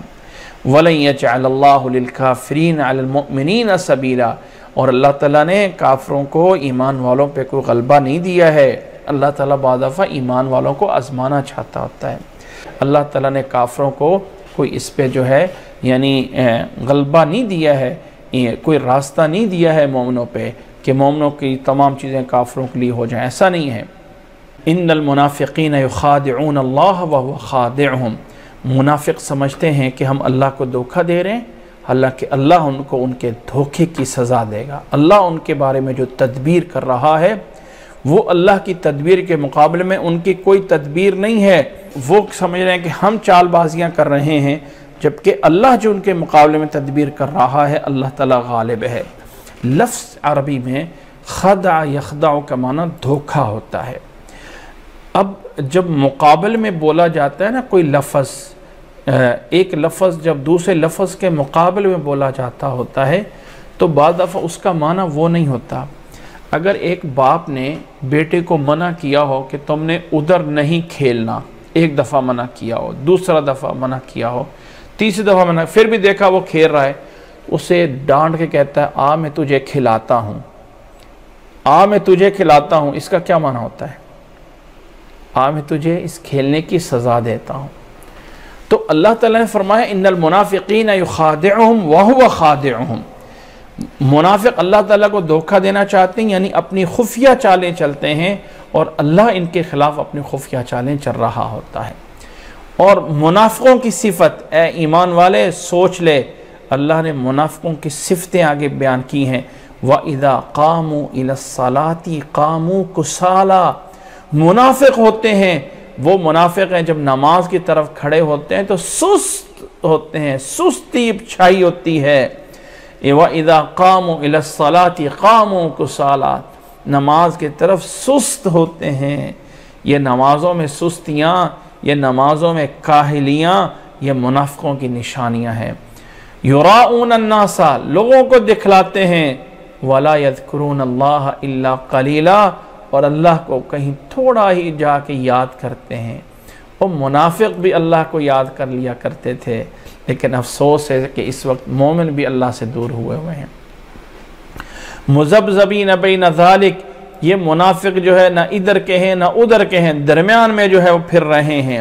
لا الہ اولئک ولا الہ اولئک، نہ ادھر کی طرف ہیں نہ ادھر کی طرف ہیں۔ یاد رکھیں وَمَن يُضْلِلِ اللَّهُ فَلَن تَجِدَ لَهُ سَبِيلًا، جسے اللہ گمراہ کر دیتا ہے، اس کے برے اعمال کے نتیجے میں اللہ جب دلوں پہ مہر لگا دیتا ہے تو پھر انسان کی نجات کا کوئی راستہ نہیں ہوتا ہے۔ یا ایھا الذین آمنوا، اے ایمان والو، یا ایھا الذین آمنوا، اے ایمان والو، لا تتخذوا الکافرین اولیاء من دون المؤمنین، مت بناؤ کافروں کو اپنا دوست، ایمان والوں کو چھوڑ کر کافروں کو اپنا دوست نہ بناؤ۔ اتریدون ان تجعلوا للہ علیکم سلطانا مبینا، کیا تم اللہ کی طرف سے اپنے اوپر جو ہے اپنے اوپر حجت قائم کرنا چاہتے ہو؟ تمہارے اوپر حجت قائم ہو رہی ہے، اللہ نے منع کیا اور تم نے ان کو بنا لیا دوست، اب اللہ کی نافرمانی کی دلیل حجت تمہارے اوپر قائم ہو رہی ہے۔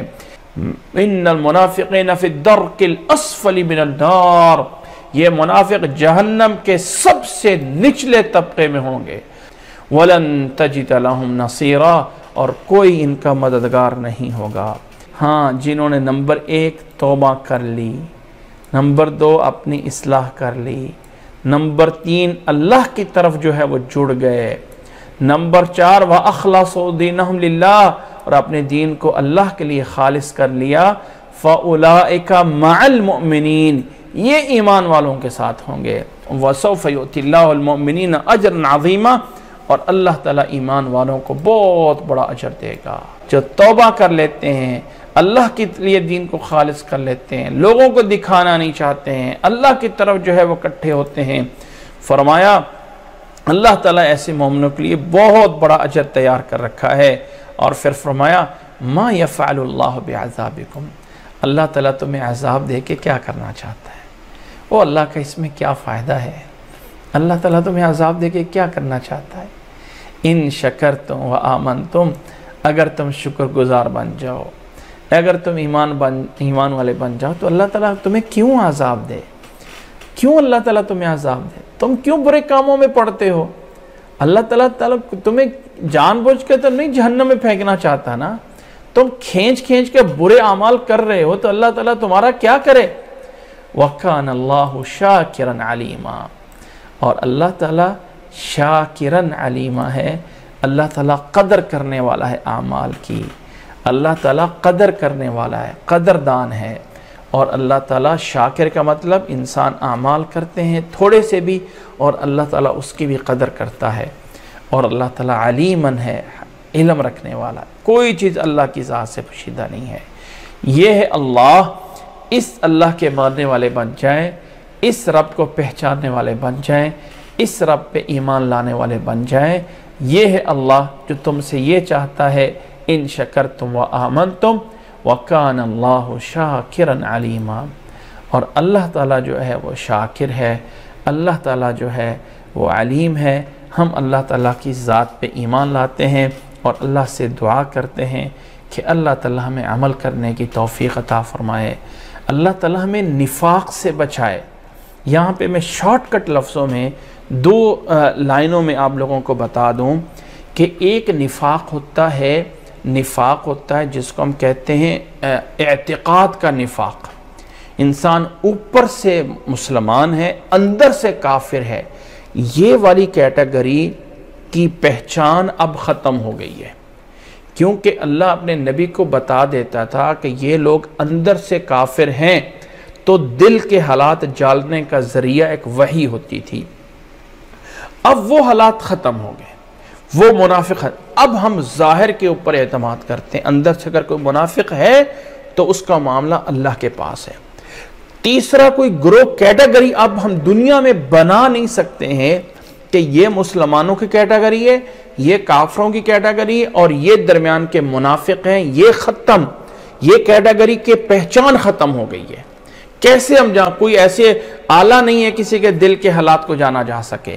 اس لیے ظاہری طور پہ جو مسلمان ہیں ہم اس کو مسلمان سمجھیں گے، ظاہری طور پہ جو کافر ہیں ہم اس کو کافر سمجھتے ہیں. ہاں اگر کوئی انسان اندر سے منافق ہے تو وہ اللہ جانتا ہے. ایک دوسرا یہ ہے کہ نفاق سے ڈرنا چاہیے ہر ایک کو. اللہ کے نبی صلی اللہ علیہ وسلم کے صحابہ ڈرتے تھے جنہیں اللہ نے رضی اللہ عنہم کا خطاب دیا تھا. ایک صحابی کا واقعہ سنا ہوگا، گھر میں جا کے کہتے ہیں نافق حنظلہ، نافق حنظلہ. حنظلہ تو منافق ہوا.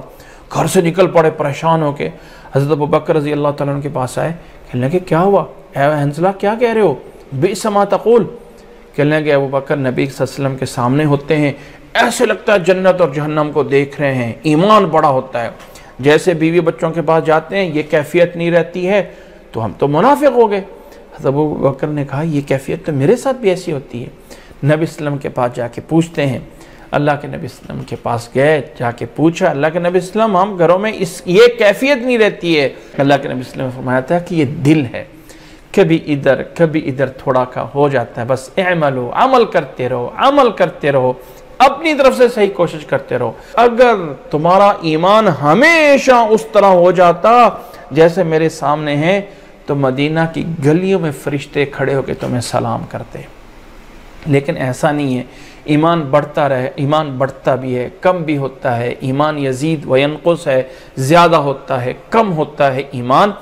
تو انسان کو نفاق سے ڈرنا ہے. منافق کی اس عمل کے نفاق کی باقاعدہ نشانیاں بتائی ہیں.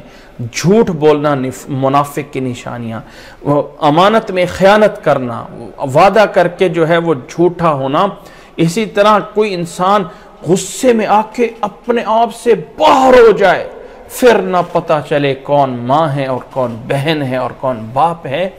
اس حد تک جب انسان چلا جاتا ہے تو یہ چیزیں بھی منافق کی نشانی ہیں. فرمایا اس حد تک نہیں کسی انسان کو جانا چاہیے. ان نشانیوں سے فرمایا جتنا انسان کے اندر یہ نفاق ہوگا اتنا ہوگا، جتنا اس میں سے نہیں ہوگا اتنا نہیں ہوگا. اس لیے یہ جو عمل کا نفاق ہے اس پہ انسان کو وہ جہنم کے آخری طبقے والی سزا تو نہیں ہوگی، لیکن یہ جتنا ہوگا اتنی سزا اس پہ بھی ہو سکتی ہے. لیکن وہ جو اعتقاد کا نفاق تھا جس میں تیسرا گروپ ایک الگ سے گروپ تھا جس کا نماز جنازہ نہیں ہے یا ان کا وہ نہیں ہے یا فلاں نہیں ہے، یا سوچنا ہے دل میں یار یہ تو منافق ہے اس کا میں کیسے نماز جنازہ پڑھوں، یہ وہ والی کیٹیگری ختم ہو گئی. اب ہمیں عمل کے نفاق سے بچنا ہے اور جو کہا اس کو پورا کرنا ہے. اللہ اور اللہ کے رسول کے وعدے پورے کرنے ہیں، اس کو پورا کرنا ہے. اس سے جو ہے وہ کمی کوتاہی کہہ کچھ رہے ہوں گے، کرنے کی کوشش نہیں کریں گے. یہ منافق کی نشانیاں ہیں، نشانیاں بتائی گئی ہیں، نشانیاں آیت المنافق. اور جتنی سی ہوں گی اتنا سا ہوگا ایمان میں کمی ہوتی رہے گی. اس لیے کوشش کیا جائے کہ ان سے بچا جائے اور اپنے ایمان کو خالص کیا جائے. اللہ ہمیں سمجھنے کی اور اللہ ہمیں عمل کرنے کی توفیق عطا فرمائے. آج ہم اسی پہ اکتفا کرتے ہیں. انشاءاللہ تعالیٰ اس کی آگے کی آیات آئندہ کلاس میں پڑھیں گے. اللہ ہمیں عمل کرنے کی توفیق عطا فرمائے، اللہ ہمیں سمجھنے کی توفیق عطا فرمائے.